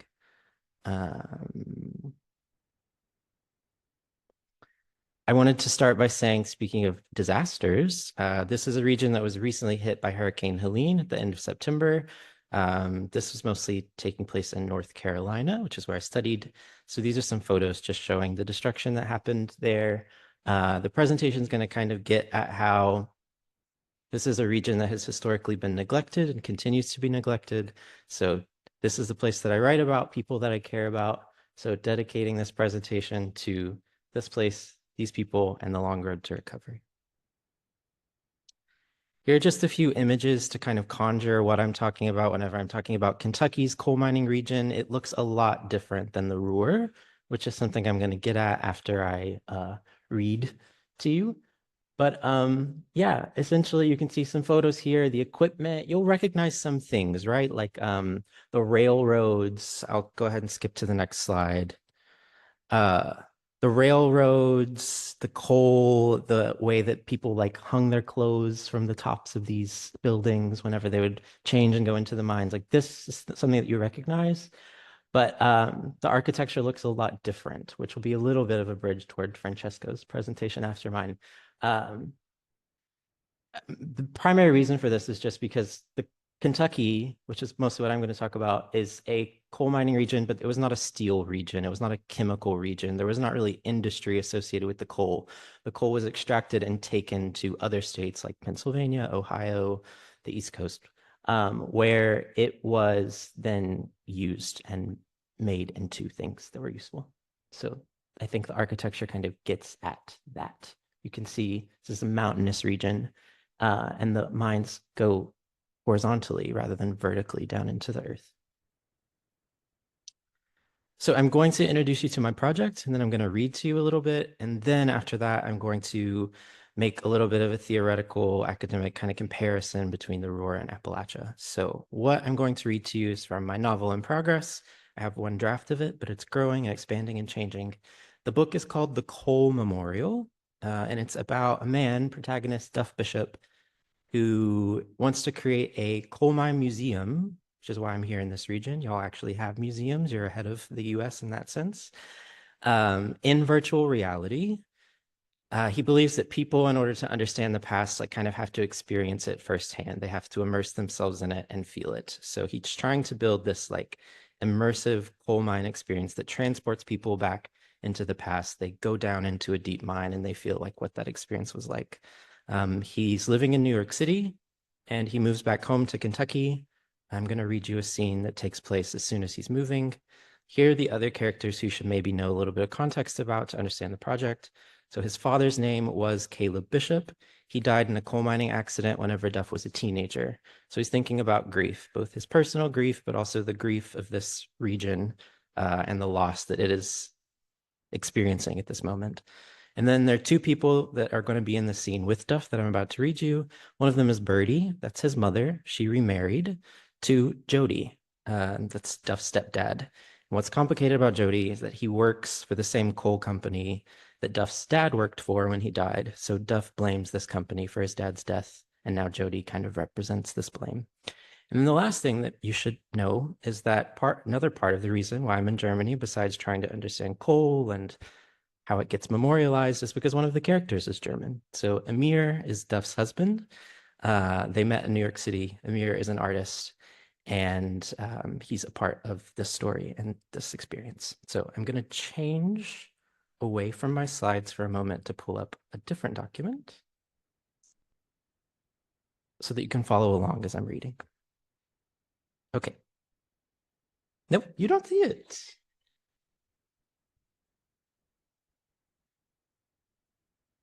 I exit it, and then freigeben. This has more to do with the presentation than the Zoom. Just maybe. And then It's still up there. that is weird.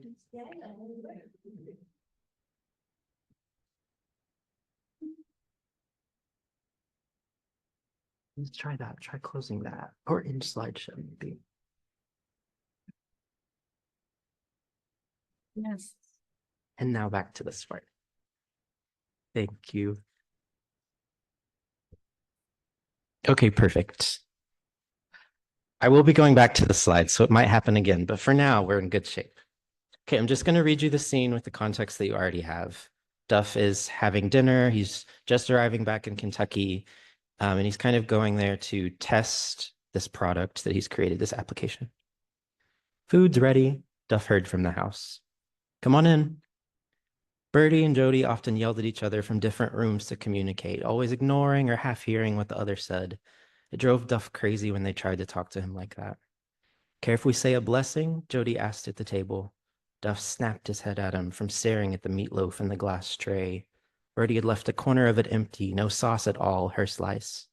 I'm kidding you, buddy, Jody said, laughing. Relax. Neither Birdie nor Jody went to church, but plenty of folks in Harlan did each week, and plenty who didn't still called themselves Christians. A blessing that you're home, Birdie said, taking her seat. That's our blessing. Jody pulled a foam plate from a stack of them on the table and offered it to Duff. You mind if I get a real one? Duff asked, scooting back his chair to walk to the cabinet. I'll do the dishes. When he visited, Duff kept a little plastic bag of recyclables on the handle of the cabinet under the sink that he dropped off at the recycling pickup in the Save-A-Lot parking lot before he left. He couldn't stomach throwing plastic or aluminum into the trash can, thinking of some landfill and a hauler between two beautiful mountains. Get you one, Birdie said, but I'm still doing the dishes. Nothing wrong with this right here. Jody wagged the foam plate in his hand, using the spatula to cut the first slice. Duff scooped out a serving of the bagged salad onto his plate. You wouldn't find a fresh vegetable in that house, only canned or frozen. Duff often felt lethargic being back home, sleepy all the time, wanting to be alone in his room or playing on his phone like he had as a teen. He blamed it on the way they ate there, all the carbs and sugar, nothing fresh. Thanks for cooking, he said. Ain't nothing, Bertie answered. The fan over the table was on, even in March, a staple for that house. Duff tried to think of what to say to them, his family, though the word family still felt wrong for Jody. Duff hated the discomfort he felt there, around the people who loved him most, but he felt he couldn't bring the fullness of himself into that space, always towing the edge of disapproval. You remember that sports show Dad listened to on the radio, Duff finally asked, with Tom Leach? The Leach Report, Jody said. Yeah, I listened to that. I can't stand that man's voice, Bertie said, too gravelly. Yeah, Duff answered, and then he looked at Jody. Did you listen tonight? No, why? Bertie picked at tiny bites of carrot and onion she dug out of the meatloaf onto her plate. I was listening on my drive in, Duff said. Bertie interrupted before he finished. You don't know nothing about basketball no more. What do you care? I was just thinking about Dad. It was effortless for him to find his first voice in that house again. He didn't notice at all. Amir liked to point out how Duff's voice was different after talking to his mom or grandpa on the phone. Bertie didn't know they had separated, and Duff wasn't ready yet to tell her. Perhaps that's why he thought of Amir. He hoped he could avoid the topic tonight. What was Tom talking about? Jody asked. The tournament, March Madness. They all tore at their food, so their forks scraped against their plates, and briefly Duff again didn't know what to say. They were quiet people, though he imagined they had inner lives they didn't share. He took a long swig of his drink, which wasn't cold anymore. Tell us about this coal mine, Jody said eventually. Your mama told me what he was working on. My project? Duff asked. They all knew he didn't come to see them, even after the years away. It was for the coal memorial. Jody nodded, chewing with his mouth full. So it's like a museum, Duff said, to coal, where you learn about what it was, or is, and the history of it. Mining technology, mechanization, migration, the jobs going, all of that. This was his first time explaining the coal memorial to anyone outside New York, and the words took on a different weight here. Coal was still king in Harlan, or at least people wanted it to be. Already the words felt insufficient. He'd practiced his pitch hundreds of times before delivering it to the board of his company 6 months ago, but now he felt he had nothing to say. I'm still figuring some parts out, he demurred. I can't believe people in New York want to build a game for that, Bertie said. It's not a game, it's virtual reality. What does that really mean, though? She asked. Like a user goes into the experience. It's interactive. They take part in it. Sounds different, Jody said, emphasizing the word. Duff had heard him use a word like that before, just like his grandpa did. In Harlan, different was something you didn't like or understand. Hip-hop was different. The charcuterie board was different. Young people thrifting lace doilies like your granny had was different. What you calling it? Jody asked. Blue flowers lined the rim of Duff's plate. He picked at one with a prong of his fork, noticing how fragile it was, like it might flake off. Got a few names we've tossed around, he said. You told me it was called the Coal Memorial, Bertie said. He'd forgotten she knew. Memorial, Jody said. Duff didn't look up at him, but could hear his reaction in his tone. You build a memorial to something dead, Duff, Jody continued. What do you mean with that? Jody's brows were squeezed tight together, forming more wrinkles on his forehead when Duff finally looked. The name's not set in stone, Duff said. Jody watched him. That wouldn't do. And it's supposed to be provocative, Duff said. That's the point. Coal will always be here. The history of it. Can you imagine this place without coal? Jody said. He leaned back in his seat, focused more now on the conversation than the last bites on his plate. We wouldn't be nothing. We'd have the mountains, Duff said, and us. The people are what makes this place what it is. He noticed his nouns. Not you, but we, us. How quickly he bridged the gaps he had built. But we wouldn't be nothing important, Jody said. Coal's what makes us important. You know, in World War II, a miner couldn't be drafted. It was their duty to shovel that coal just like being on the front lines. But isn't that sad, Duff asked? All that beauty here and no one can think of nothing else important but coal. I just can't imagine it, Jody said. It's been here forever, long before my daddy or granddaddy. Duff had been reprimanded recently for not listening. When Amir asked for a separation, then again by his boss Sophia, who said Duff needed to listen better to his team. He'd been practicing reacting more out of curiosity than assumption. This conversation was, after all, research, what he had come to do. You think it's coming back? Duff asked Jody. Though he felt an answer implied in his tone, he tried again. I mean, you think more coal jobs are coming? Not the way they're talking. Renewables, wind, solar. Everybody's scared to death of global warming. With just those words, Duff felt the conversation teetering on a precipice he wasn't yet willing to cross. But you wish it would, he said, trying to reel him in. Come back. People need jobs. Jody's job was part of the reason Duff struggled accepting him. He was allegiant to the company that had killed his father. And even more than Duff's contempt for Jody was his contempt for Birdie. How pitiful it was to be close to anyone close to that company. There are better jobs than coal, Duff said. If anybody had a little imagination. That's the problem around here. No one tries to imagine nothing else. You haven't been here, Duff, Birdie said. You don't know what our problems are. They say tourism might bring some money, Jody said. That would ruin this place, Duff answered. Like Pigeon Forge and Dollywood. Everybody selling moonshine and giving hat-filled McCoy tours, playing up like the nasty hillbillies they think we are. We need a hell of a lot better than that. It was a side of himself he hadn't yet accessed building the Cole Memorial. Something raw, unfiltered. He could almost feel the new ideas turning in his head, the energy rising to some new formation. Duff believed the place was necessary to the project, not just the research, but the spirit of East Kentucky filtering into him again. You'll have a hard sell to some people around here, Jody said. Nobody wants coal in the past. You can't build a memorial to something that ain't dead. Duff felt it on the car ride in, the slow growing fear of how he and his work would be perceived here. I know, he said. I think I'm actually going to stop there. And then try to get back to the slides.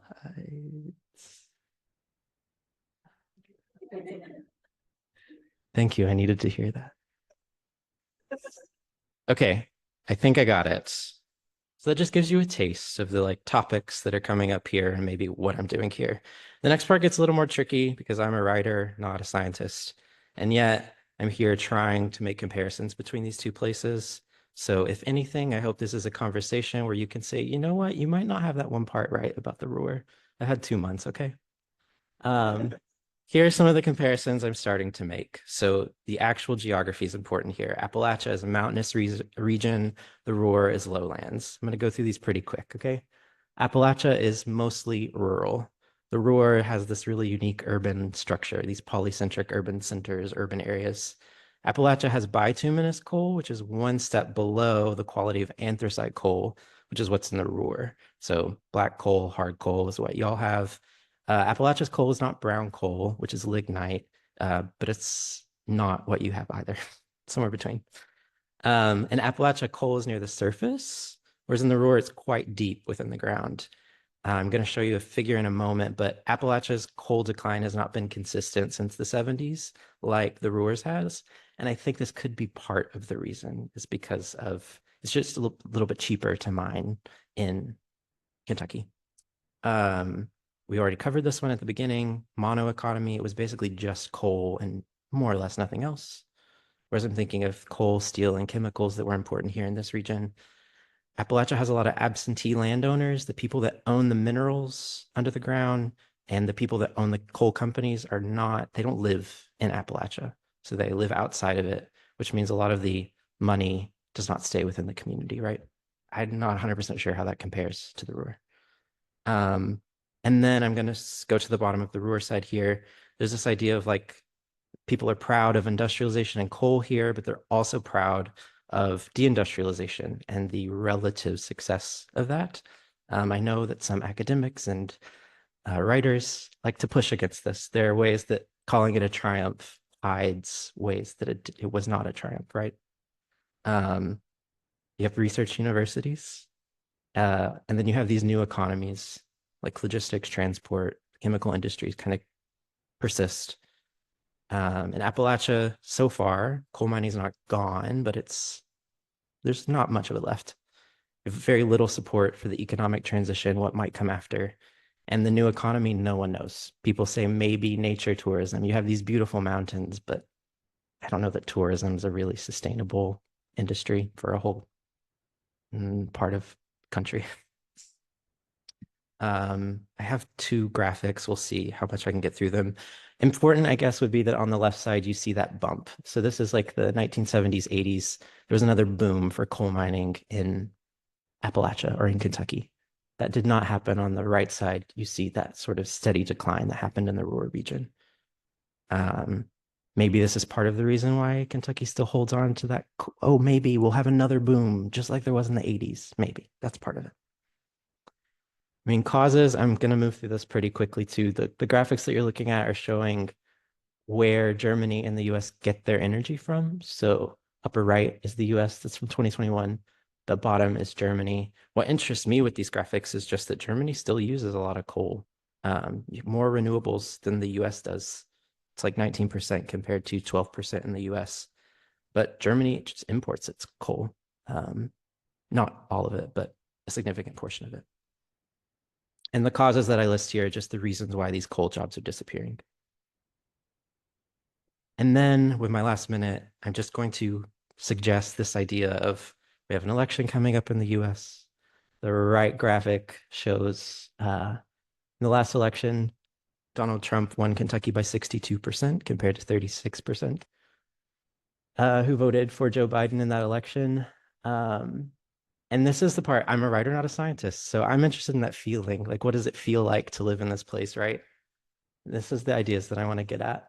I'm not trying to teach you how to understand a Trump voter. That is way too complex. But people here feel forgotten. They feel ignored, bullied, and shamed. The American dream has stalled, and someone else is cutting in front of them. For a lot of Trump voters, they would blame that on an immigrant. Other people would say it's the 1%. It's just inequality and the way that people aren't getting access to what they feel like they should have, right? And then the last thing I'm going to do is give you two quotes from my mom. I asked her what she wanted Germans to know, and she said, coal would still be a very attractive option for keeping high quality, high paid jobs, and not just coal. Yeah, there's more to that. In order to get America strong again, we need mining, oil, and natural gas.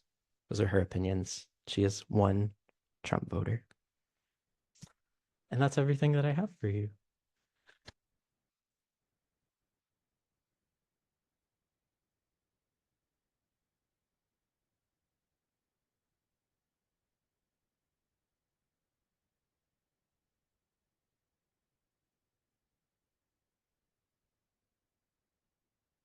Sure, thank you so much. This was cool. And you could have gone on forever. So we also feel the difference of reading literature and having someone read literature to us, right? So we are immediately in the story. We're part of it. Can I invite questions, comments, support for his attempt to do the Ruhr in Kentucky? I thank you very much for your presentation, also just for your reading. I'll do something very American. I'll jump into movies. And I have to say that everything you say, I immediately thought of Justified. Yeah. And how I remember one thing that really surprised people about that series is that it took Kentucky very seriously. And is that in any shape or form even part of the narrative of Kentucky, what Justified did and just put Kentucky on the map, visually speaking as well? Thank you. Yeah, so I haven't actually watched the series, so that makes it a little difficult. But I know that it takes place in Kentucky. I mean, the idea that you're asking about, like Kentucky is a pretty hidden place within the United States. Most of you probably couldn't place it on a map, right? So this idea of like we have some representation, that's positive. And then we're thinking about like what kind of representation is it? So Kentucky, like many parts of Middle America, like parts of the South, Appalachia, is often a stereotyped region. So it's what's the name of the Deliverance. This is another movie that should be on people's radar whenever thinking about like representations of this region. So I don't even feel comfortable talking about what happens in this movie, but it's a very negative representation of Kentucky, like the wilderness, the rednecks, the hillbillies. They are wild people who harm you. Let's just say that. So it is a part of the conversation in the sense that like I'm interested in the ways that Kentucky gets represented and how that representation at all might be positive, but then also the way that you should be able to get into the nuance, right? Like I wanted to be careful in the way that I was writing my story. Like I didn't want Duff's family to be super homophobic because I think that there's a lot of that exists within Kentucky, within my own family even, but I was like, that's not every person. So I would like to see a nuanced representation. So I had to kind of pick and choose. I didn't want them to be characters who were super easily, people thought, oh, I know what they're like. I wanted them to be unique in certain ways. I hope that answers it.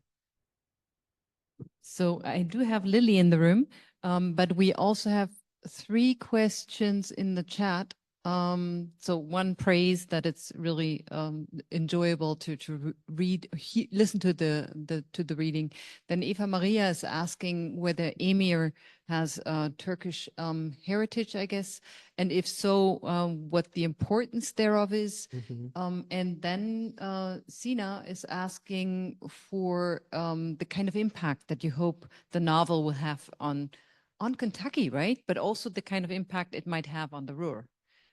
But maybe I can take Lily right next to it, and then you have a range of questions to choose from. All right, yeah, sure. My question would be how the idea of incorporating virtual reality sparked with you, because I find that quite interesting because there's such a stark contrast between the quite old technology of coal mining that has quite the strong and long history compared to rather modern virtual reality. Yeah. I think I can try to tackle that one alongside this other question, which I would like to read out loud so I can keep it in my head. What impact do you hope your novel will have on Kentucky? Do you think people will feel validated and appreciated by how you portrayed the region? So the reason that I stuck to virtual reality was because there's already kind of a canon of Appalachian literature that exists, and no one's yet kind of pushed it into the future or like what projections of the future might look like. I also used to work for this organization called, because I'm here, I'll say it in German, Deutsches Wissenschafts- und Innovationshaus. So we were like really concerned. This was whenever I lived in New York City. We had conferences that were on like Bitcoin and virtual reality and AI. So like all of these, hot, buzzy topics. So I think that that's part of the reason why I was exposed to VR and I was thinking about it. But then also thematically, it's interesting just to think about the past and how you can live in it or remember it or how it continues in the present. And I hope that this novel is a good portrayal of Kentucky. It causes people to think, if anything, I think at this moment, and I'm probably just because it's October before November and election year, I hope it portrays like somewhere in between the polarization is what I'm really interested in. Like Duff is a very liberal progressive. He's a gay man moving back home. And I think in this little scene I gave you, you kind of start to see the clash of culture. And I'm really interested in that.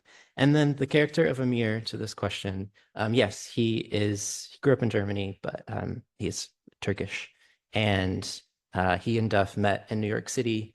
And he's a character who I'm trying to learn about while I'm here. I mean, I can answer this question by saying I used to date a man who was Greek German, and he and I bonded over the fact that he always felt isolated within German culture, and I always felt isolated as a gay man from Appalachia in East Kentucky. And I think that that's part of something that I'm exploring by choosing that particular character. Very elegant way of connecting the questions. So I think especially the VR component is well explained, and it also allows you to, how should I say? I want to bring back your title, ruralization. So does VR allow you to have people dream of the countryside? So an urban dream of the countryside, a countryside that's liberating in its social restraints, in its family restraints, in its dynasties that tell you what to do, but nevertheless give you freedom. So how do you imagine a VR ruralization?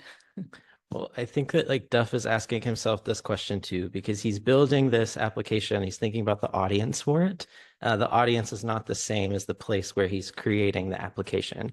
So his audience is mostly urban, and he has to struggle with this question a little bit of like, am I creating for them some type of like fantasy that they can just dip their feet in and then walk out, and then they never have to think about it critically again? So he's trying to push against that, but in the stage that the novel's at right now, I'm not sure what conclusion quite he comes to. So up next we have Courtney and then Florian. Yeah, did you get the one from Marius too? Is there the pop culture one too? So maybe that's something he said. Is there something comparable in Kentucky to the nostalgic pop culture around mining in the rural area? But my question is more about this showing and telling, you know. So I was studying the creative writing, and then I found it so beautiful just how through the dialogue you show so much of like who these characters are. And I'm not sure if there's in Germany, in this area, is there a memorialization to the Gastarbeiter, you know? Like, so I just wondered, is it they have one now? Okay. So that was just like in terms of this memorialization and people not feeling seen.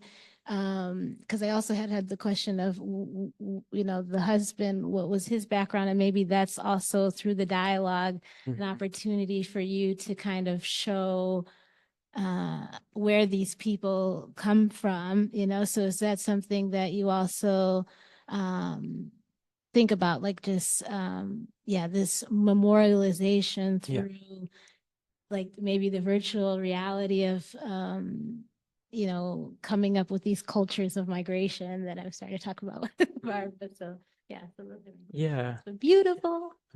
Thank you. Yeah, I mean, it's all about like the experience of trying to understand something, right? Like think about the difference between me showing a chart that tries to explain these regions versus like giving you a scene. They kind of they're communicating the same thing, but in a really different way. And whenever I think about like fighting against the political polarization, yeah, giving a character, which there are limitations to my ability. Like Amir is a character I'm very nervous to write. He makes me nervous because I am scared about how to write a Muslim character from Germany who's gay and living in the United States. This is a limitation to how much can I as the writer embody or give voice to something. But I hope with time that the reader can ultimately have a good experience of showing and being a voyeur into a little moment of interaction as seen in someone's life.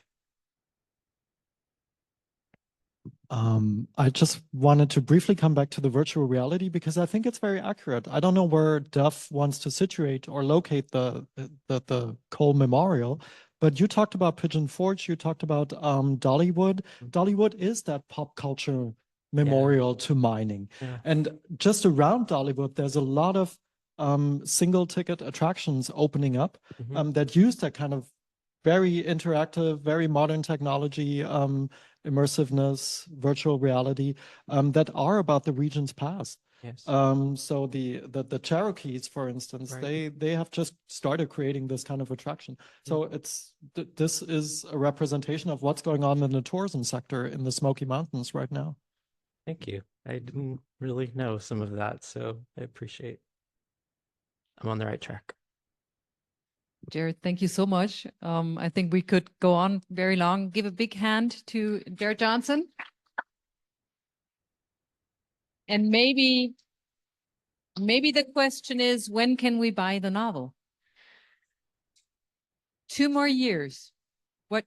Watch out for Jared Johnson and its coal mining memorial, right? And I'm handing over to Florian Freitag for our next speaker. Right. So, Jared, do you remember when you wrote to me, when you first approached me for getting the DAD funding? That was sometime last year? Yeah, yeah, okay. So I got this email from Jared, whom I didn't know, and he wanted to come here, and I was like, okay, well, we're gonna do this.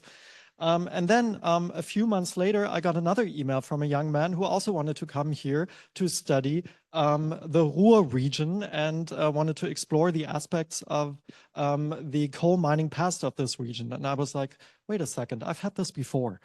Well, it turns out that both the applications worked out. For Jared, it was a DAD funding that worked out.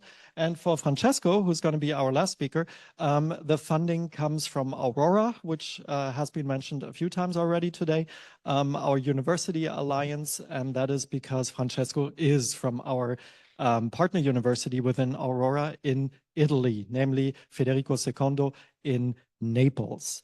Francesco is not a writer, but an architect. So, yeah, you do not build with words, but you build with, yeah, different materials. Things, yeah, okay, let's call them things. All right.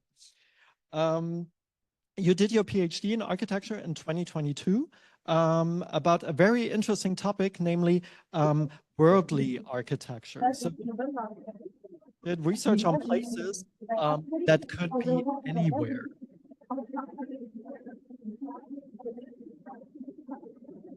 Thank you. All right, okay. So I'm still thinking about Grüne Mitte as a place that is somehow global, that could be anywhere, whether it's Essen, not New York City, but yeah. It's global, yeah, right.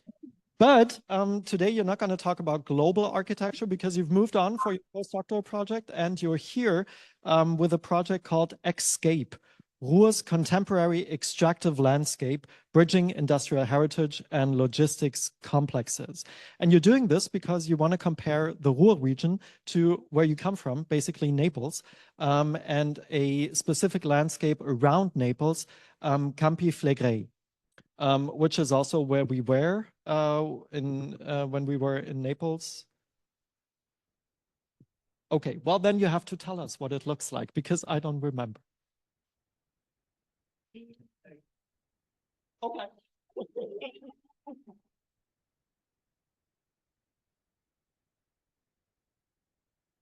I'm finished, yes.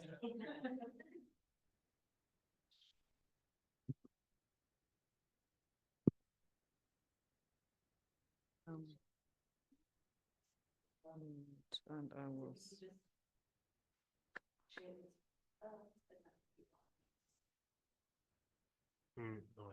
Okay, wait. Where's my Zoom? Where's my Zoom? No. Do I go to the Zoom workplace? But I think you should better do it yourself. I don't want to destroy it. I can Maybe I use. destroyed it already. But Francesco, while they're working on this, have you and Jared done research together while you're here? Because you're here at the same time now, and you share an office. Yeah. Have you gone on research trips together? Research trips. We went to Duisburg to the Landschaftspark Nord, and it was interesting because we're looking at the same thing, but from very different perspectives. Francesco took a lot of photos, and I kind of closed my eyes and tried to feel a spirit. Very nice. Today, thank you. I apologize for different things. First of all, my English is very bad. Secondly, I might dilute some expectations about my presentations because I'm not doing. I'm not presenting you the work I'm I've been doing in this month, because I felt like Jared, by presenting something about this area to you who live here is particularly dangerous for me and also complicated. So I didn't want to actually go through that, and instead I played for a safer game. So I will show you the place where I come from, and which is this region in Italy, Campi Flegrei. You see represented in this actually German painting. by Hackert, and I'll explain you why a lot of German people came to this place, because we are not talking about a region that has a very mining tradition or the so-called extractive tradition, as you know that. But in a more broader sense of extractivism is a place that people have always exploited during times because of its particular natural components and characteristics. So I found interesting to connect these two places, very different, but with the same kind of exploitation of the natural components, leading to a lot of problems in terms of sustainability, we can say, of the human interaction with the territory.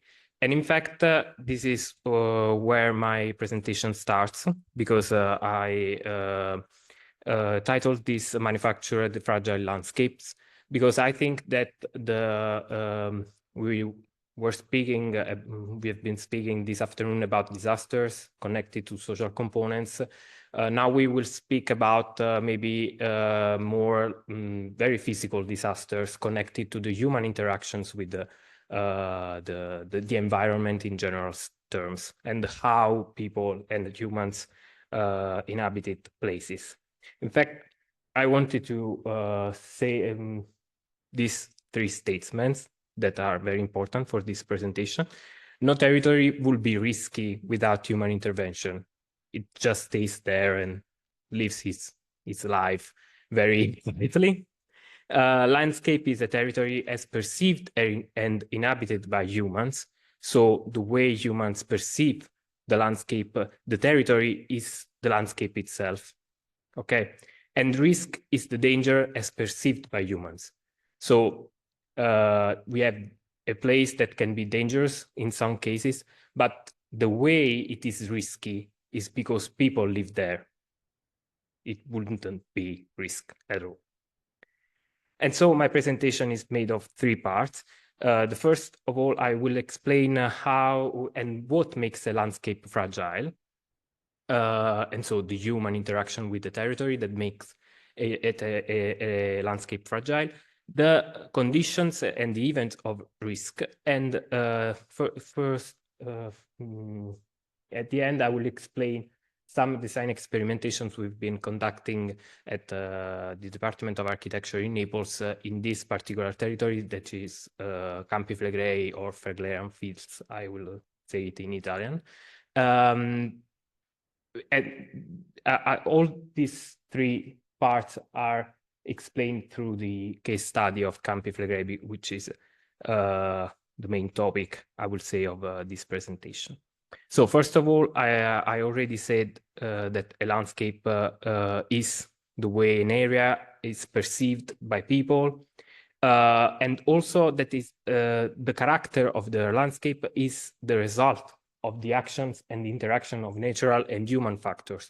And this is something that says the European Convention, Landscape Convention. So it's like a law that we all agreed to go along in Europe, at least. And that would be interesting to confront with our American friends, because maybe for them it can be different, the idea of the landscape. This is another painting, also by the same painter of the first slide, Johann Philipp Ackert, which is of course a German painter, or a Flemish painter, maybe, I don't know. And it represents the Phlegraean fields as they were in late 18th century. So you can see this land, you can see some craters, some lakes. And in fact, this area is on the western part of Naples. It is made of 24 craters in total, 3 islands, 500,000 people living there. It is an active volcano. So the last eruption was in 1588. and it, it 500 years ago. So most most of you maybe know about Vesuvius, which is here, but actually this mega volcano is a very dangerous place, very close to the city and to Naples. And this natural,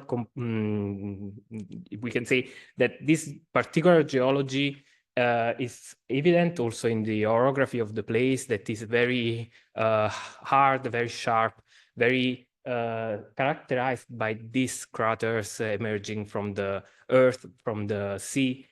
And it was something that was already perceived by in ancient times, and that affected the way people narrated this place, because this place has always been narrated as a place where human and nature were together, and in some case, somehow nature was very powerful, very dangerous. We could say sublime, as it was defined later in the 18th and 19th century. So the representation of this landscape, of this territory, makes the landscape, we could say, in this sense. And so I will show you some of these incredible representation. This is a place named La Solfatara, which is one of the craters where you can still see the fumes coming from the earth with the smell of the sulfur. And in another place, like the Averno Lake here, you can also see and smell these fumes coming from the ground.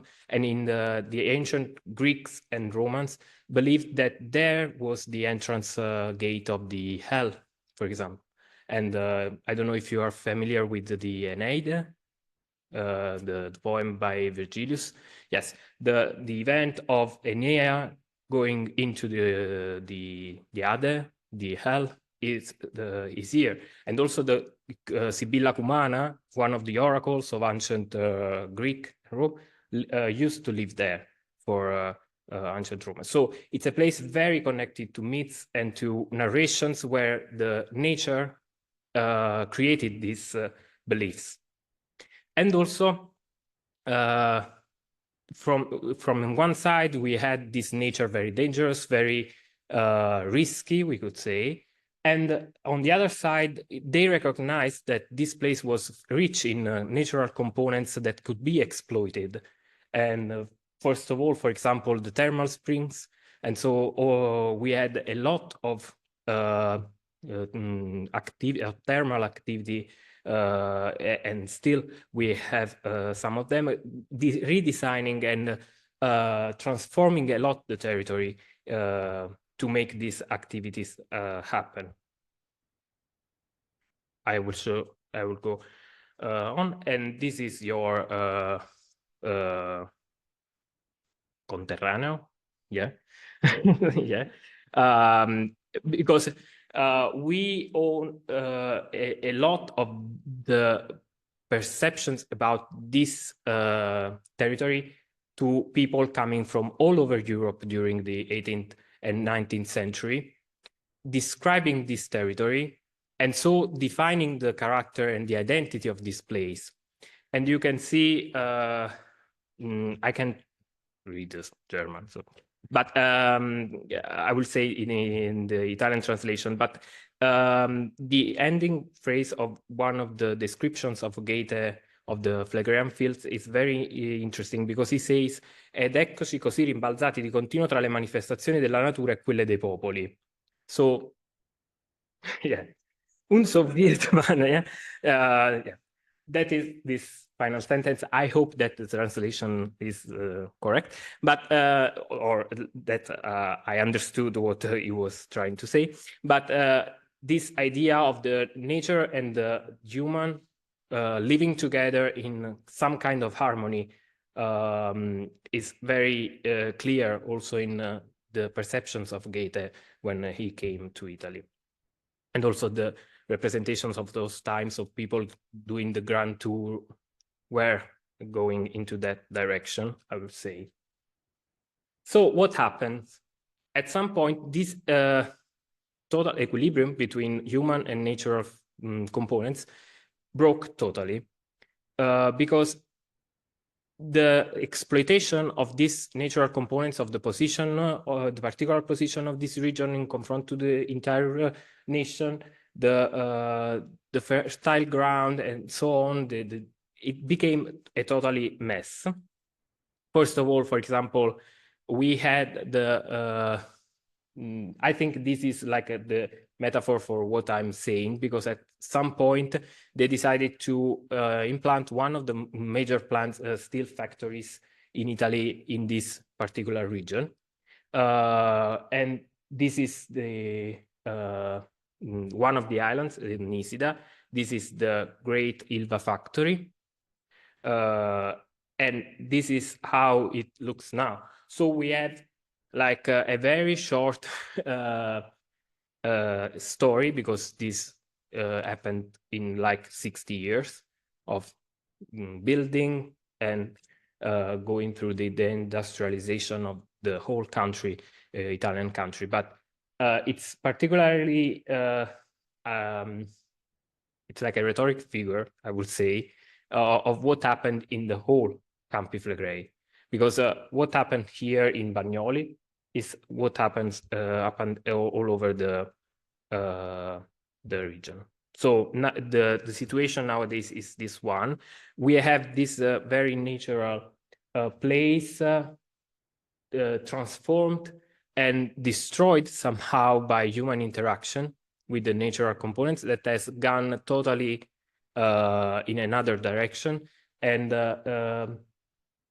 defining this manufactured fragile landscape. And so what are these activities? I would say I chose some pictures explaining this phenomena, like the over-tourism, because of course we have, in this area we have a lot of ancient ruins, a lot of history that attracts people. And so we have this exploitation, we would say, of these components from also in an extractivism, I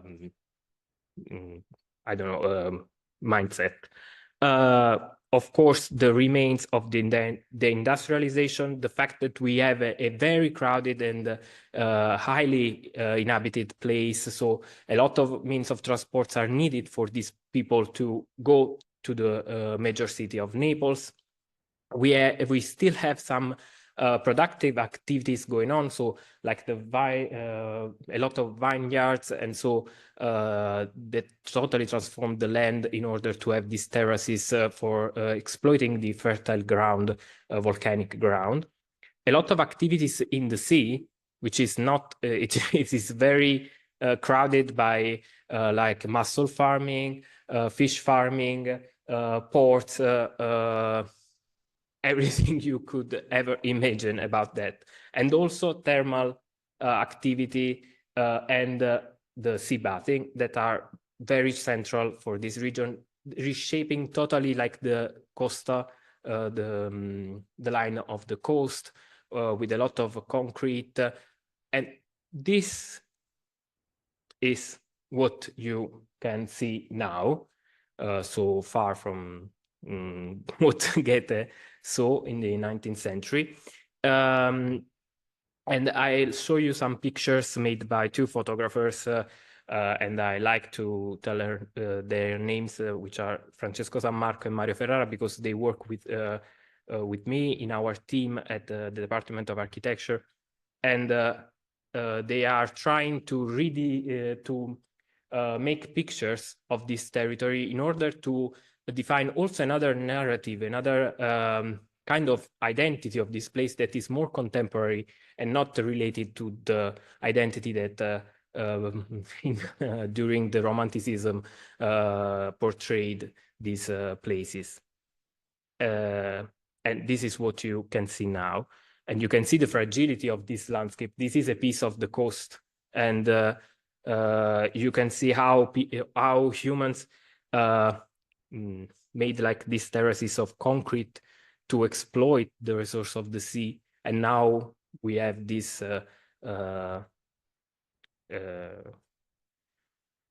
general fabric. And the incredible thing in all of this stuff is that the most important thing of this territory, that is this idea of being the very heirs of the Roman tradition, of the Greek tradition,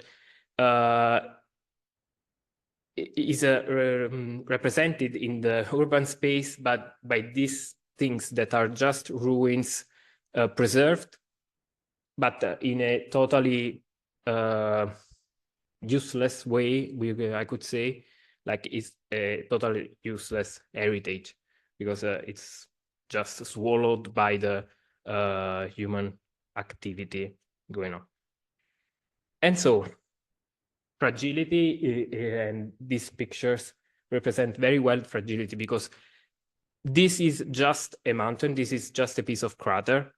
If no one would have built a house down there, this place wouldn't be risky or dangerous.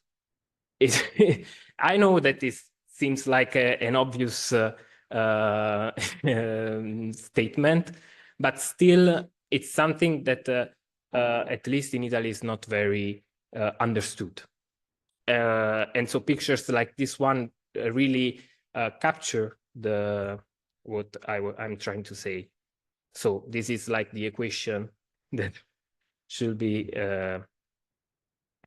and what are the territorial vulnerabilities we are talking about? We are talking about the volcanic activities, of course.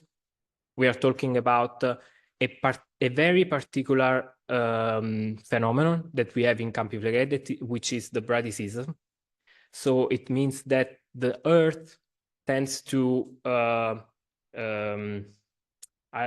can say that raise its level or lower its level. So periodically we have bradycism crisis. So we have periods of time like 10 years, 15 years, when each month the ground grows of 2 centimeters per month or lowers for 2 centimeters for ground.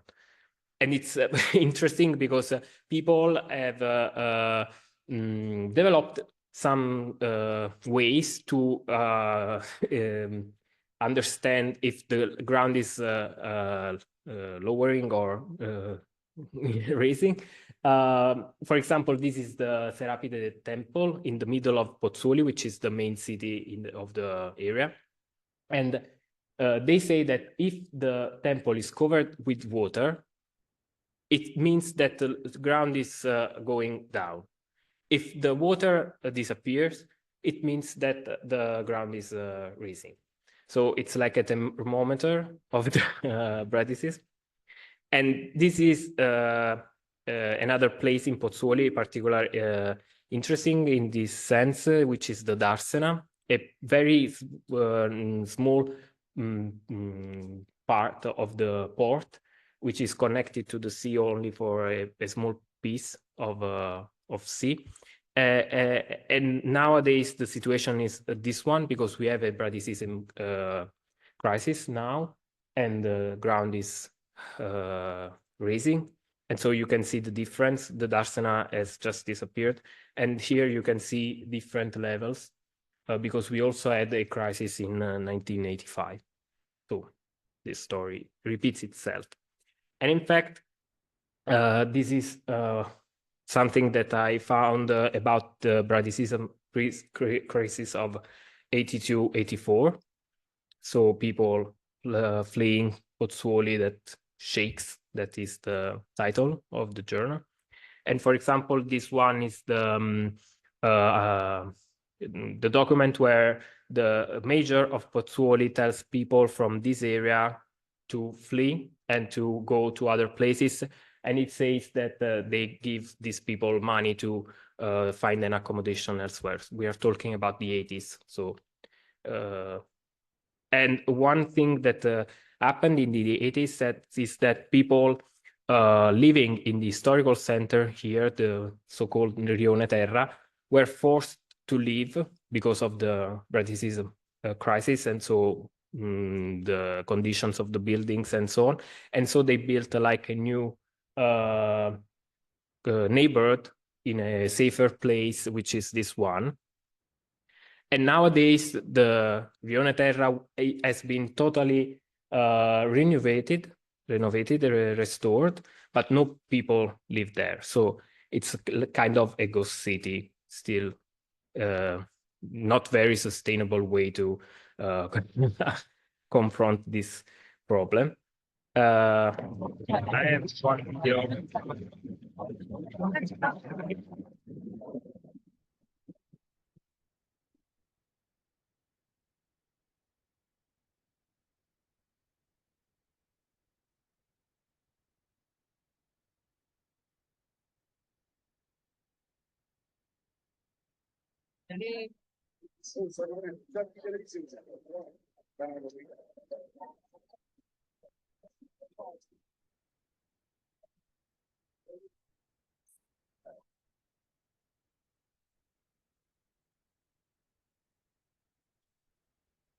As I told you before,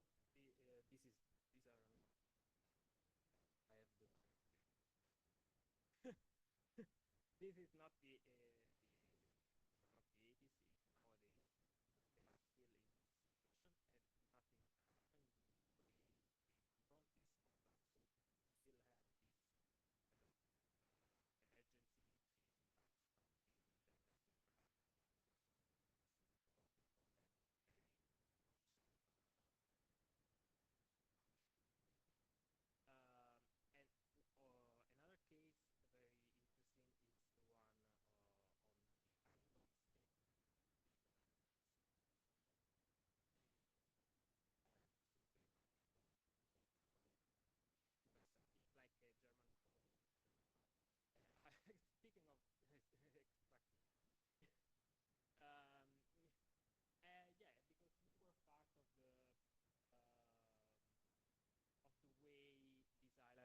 totally transformed its economy during the last century, because it used to be like a place with vineyards, agriculture, fishermen. Then the demand for thermal activities really increased, also thanks to the German population, who brought a lot of money, of course. But so a lot of different so the touristic activity really went on here, and a lot of new buildings were built in a very random way. So now you have this situation. This is one of the municipalities, Casamicciola Terme appunto. And this is the fabric, as you can see, climbing over the mountain and being built everywhere, basically. This is a chart showing, for example, how many buildings were built in Casamicciola after the 1965. So in red, you see the buildings in 1965, in yellow, all the rest. So it's very like an aggressive way to build in the territory. I'll skip this. And Ischia is famous for its earthquake, like an earthquake happens in Ischia every 50 years. So this is the list of the major seismic events happened in the island, and the epicenter is always in Casamicciola Terme. The most famous one is the earthquake of the 1883 that destroyed basically everything. 2,000, 3,000 casualties. And it's famous because Benedetto Croce was there. He was from Casamicciola. He's a famous philosopher, Italian philosopher. And he very well described this disaster and this disruption that affected his life and also his way of seeing life and his philosophy also. It's very important, but I will go further than if you want, we can deeper this. And in 2017, a new event happened. followed by a landslide and a flood in 2022. So the combination of the two events, seismic event and the flooding, and then the landslide brought to this situation. We, together with the municipality of Casamicciola, we tried to develop like a program which became a new plan for the city, which also was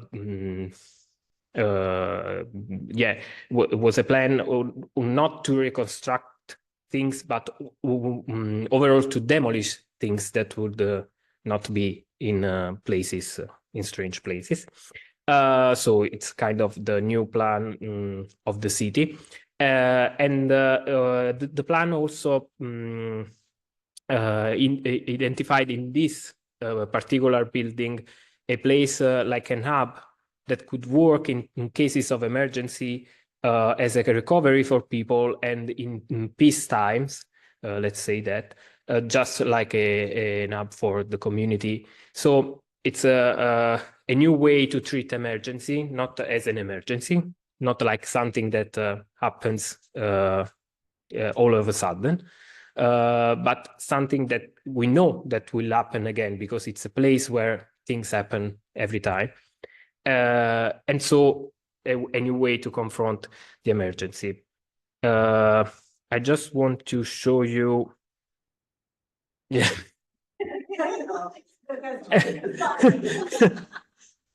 No, because we try to. This became the main theme of the one of the design studios in at the Department of Architecture. So students confronted this topic at a course that is named Laboratory for Architecture and Community. So it's a very an approach to design that tries not to define very well the form, the final form of the project and so of the place, but trying to understand how this form can evolve during time and with different kind of uses for answering the problems of the community. And so these are final statements. Living in the emergency implies reconfiguring and reinterpreting temporary responses to immediate needs. I don't know. And in fact, these are temporary responses to temporary needs. And in fact, the very final one, I think that can be this one. Interventions that can evolve over time, kind of. So a totally different approach to problems like this one, because, you know, places are not just affected by disasters. We can prevent them because we can see the territory, we can understand that something's going on there and something will happen. And so be prepared means also this. Thank you, and sorry for being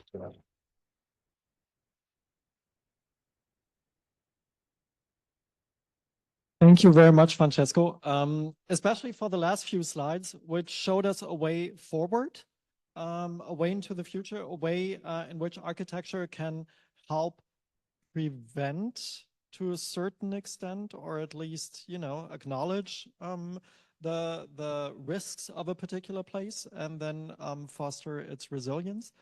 And I think the big problem is that we have to rethink the places that we build, because what you showed us is so different from what surrounds it in the city. So the one place that you redesigned, it looked so different from everything that surrounds it. And so when you propose these solutions, then you confront us with a very new way of thinking the city, because it goes against what we're used to when we think of that particular place. And so my first question would be, how much resistance do you encounter when you plan this kind of stuff? Okay, the resistance. Okay, when I didn't make the plan because I'm an architecture designer. So the plan was made by Urbanists, but we worked together. And they told me that they encountered a lot of resistance by people because, you know, when in Italy happens, an earthquake happens, it destroys things. And then you have the reconstruction. So the reconstruction means usually money, and you know. So when they decided to do this plan at university, so with the collaboration of the university, they had to confront to the fact that academics, people, wouldn't allow a real reconstruction because their ethic were so high. So the reconstruction plan became actually the demolish plan. So to put down all the abusive buildings, which means also not only houses, but also hotels, thermal facilities, all the things that in Casamicciola were not supposed to be built in those places. So they encountered this kind of contrast of the community, and they tried to make them understand that it was necessary for for their own survival. I mean, and somehow. But they succeeded because they also made this by offering the community new places like the one I showed you. So it's like a compensation. I don't know how to say that. Yeah.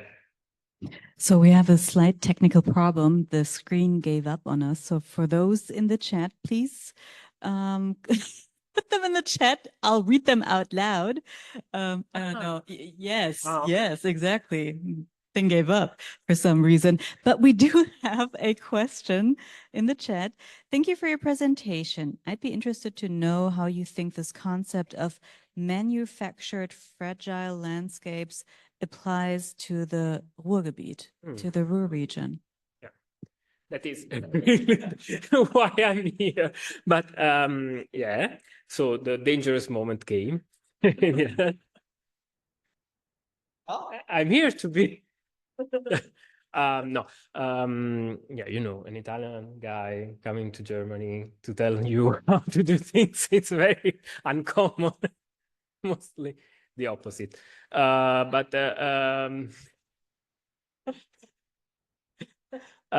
no, I think that it's really interesting because you're being here, you know, you have this narrative that that the Ruhr is really, it's very nature, has a lot of green vegetation.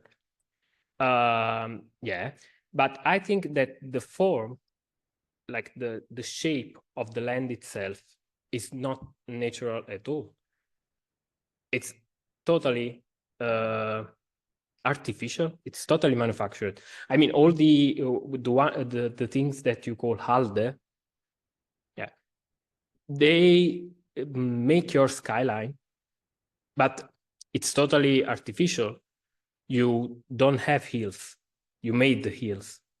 So this is how I can see the manufactured landscape here. I don't. Is it fragile?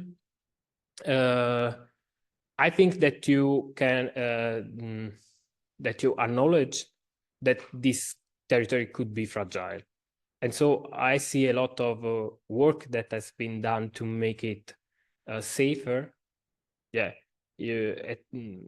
because for example, all those hills, because they are the most direct figure I can think of.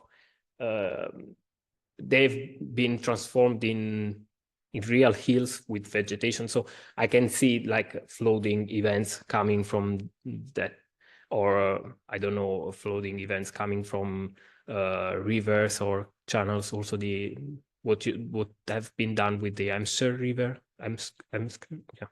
So for those of you in the Zoom, Barbara Buchenau and Courtney Moffat-Bateau, they're nodding heavily as Francesco is answering his question. Jared is just writing things down. I can see everything, but I have to let the Zoom people know what is going on inside. We have another question.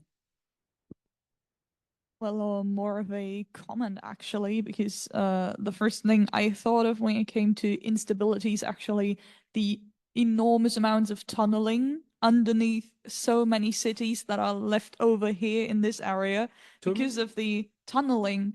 So tunneling. Okay. Yeah, Okay. dug up sites and everything. It's part of a problem for our university, I even think, because I've recently heard that R12 is sinking by about 2 centimeters each year. It's lowering into the ground, and that's not a rare occurrence. There's tons of houses which cellars are flooded, and streets that are suddenly a few centimeters lower than what they used to be. So I think that might be one of the biggest risks to this region at the moment. Thank you, because it was something that didn't came to my mind, but actually you also have bird diseases.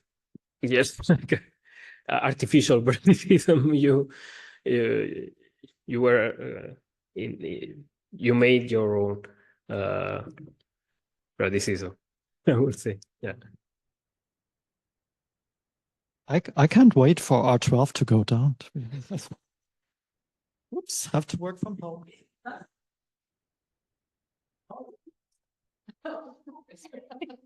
So Zina responded, just so you guys know. Thank you very much for the outside perspective. Very insightful. Thank you. She can see me. No, she Okay. can't. Oh, is it? Oh, okay.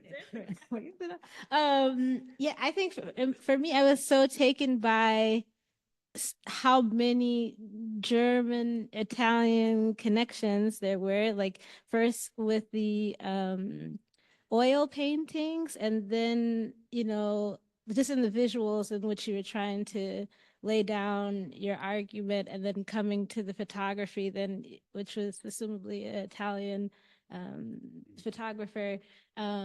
So I was wondering, in which ways do these visuals also play a role in your work? Because I kept thinking of, like, not only is this landscape made of these different kind of, from oil to photography, and then the texts of like Goethe and these philosophers. I really liked all the kind of different text and visual things to make this argument about fragility. But maybe to pick up off the last question, could you talk a little bit about the people? So I was thinking a little bit about, again, with the guest workers, so maybe the Italian guest workers that came in the 1960s that were working here in the Ruhrgebiet and these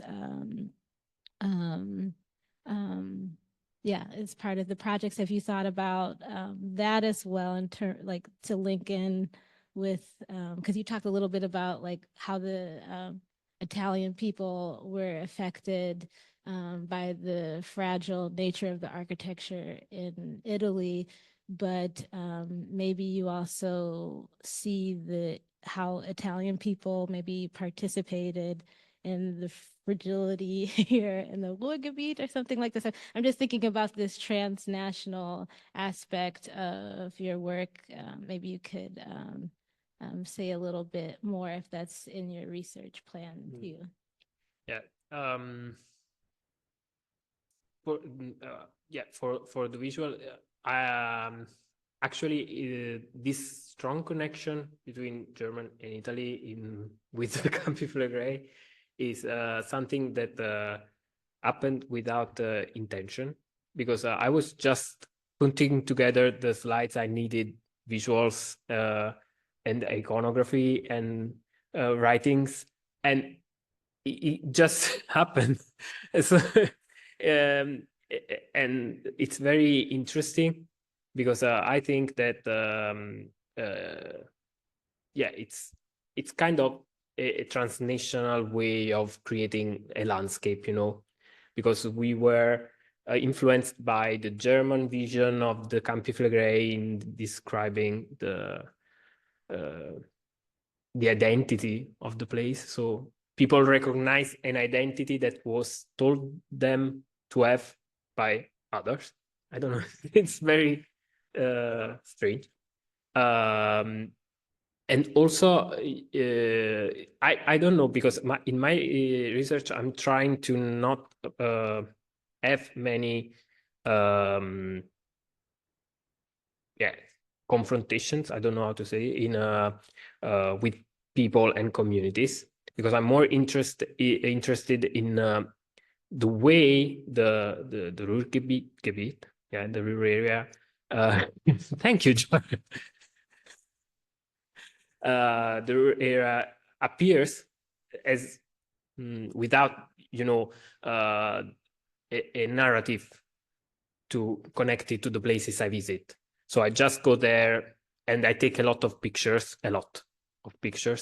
trying to take pictures that are like the ones I showed you. So pictures that try to define a narrative that is my own somehow. And then I was trying to understand how then I can put into that narrative also the way people perceive the landscape. I don't know if I answered. So it's a visual narrative. I don't know.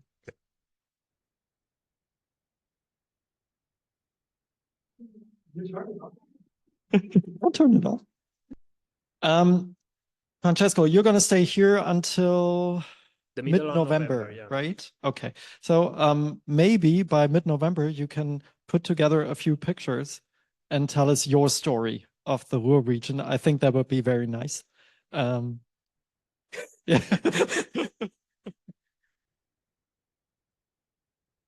Yes. We Germans have told you how Campi Flegrei works. Now tell us how the Ruhr region works. It's interesting because, you know, with photography from the 60s, we had a lot of tradition of Italian landscape photography. I don't know if you're familiar with Luigi Ghirri, for example. A very strong photographer describing the landscape of Italy from a different perspective that is not the ideal Italy landscape. But it's interesting also because you have a lot of German photographers nowadays describing this manufactured landscape, like, I don't know, Struth, Gurski, I don't know if they are German, but otherwise they come from this, also studied in Germany. So I think it's interesting the way you tell. Yeah, sorry. And it's also your job as an architect to show us buildings that may exist at some point, make us dream of the new city. So yeah, you tell us that story by mid-November. Thank you very much, Francesco.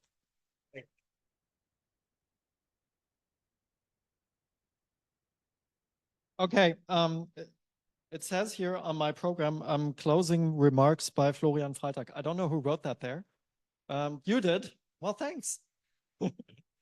Well, one remark that I want to make is why are we doing this here? Why are we all meeting up? Well, I would say there's three reasons at least. The first one being connecting people. I think it is a wonderful coincidence that the two of you applied for a stay here in Germany at the same time on the same topic. It worked for both of you. And now you're exploring this together from different angles. That is wonderful. And also, of course, all the others. I hope Jiri is still here. Yeah, Aurora is a wonderful way of connecting us across different universities. I would have never met Francesco, Jiri, or any of the others if it hadn't been for this very, very bureaucratic construct that is Aurora at the end of the day.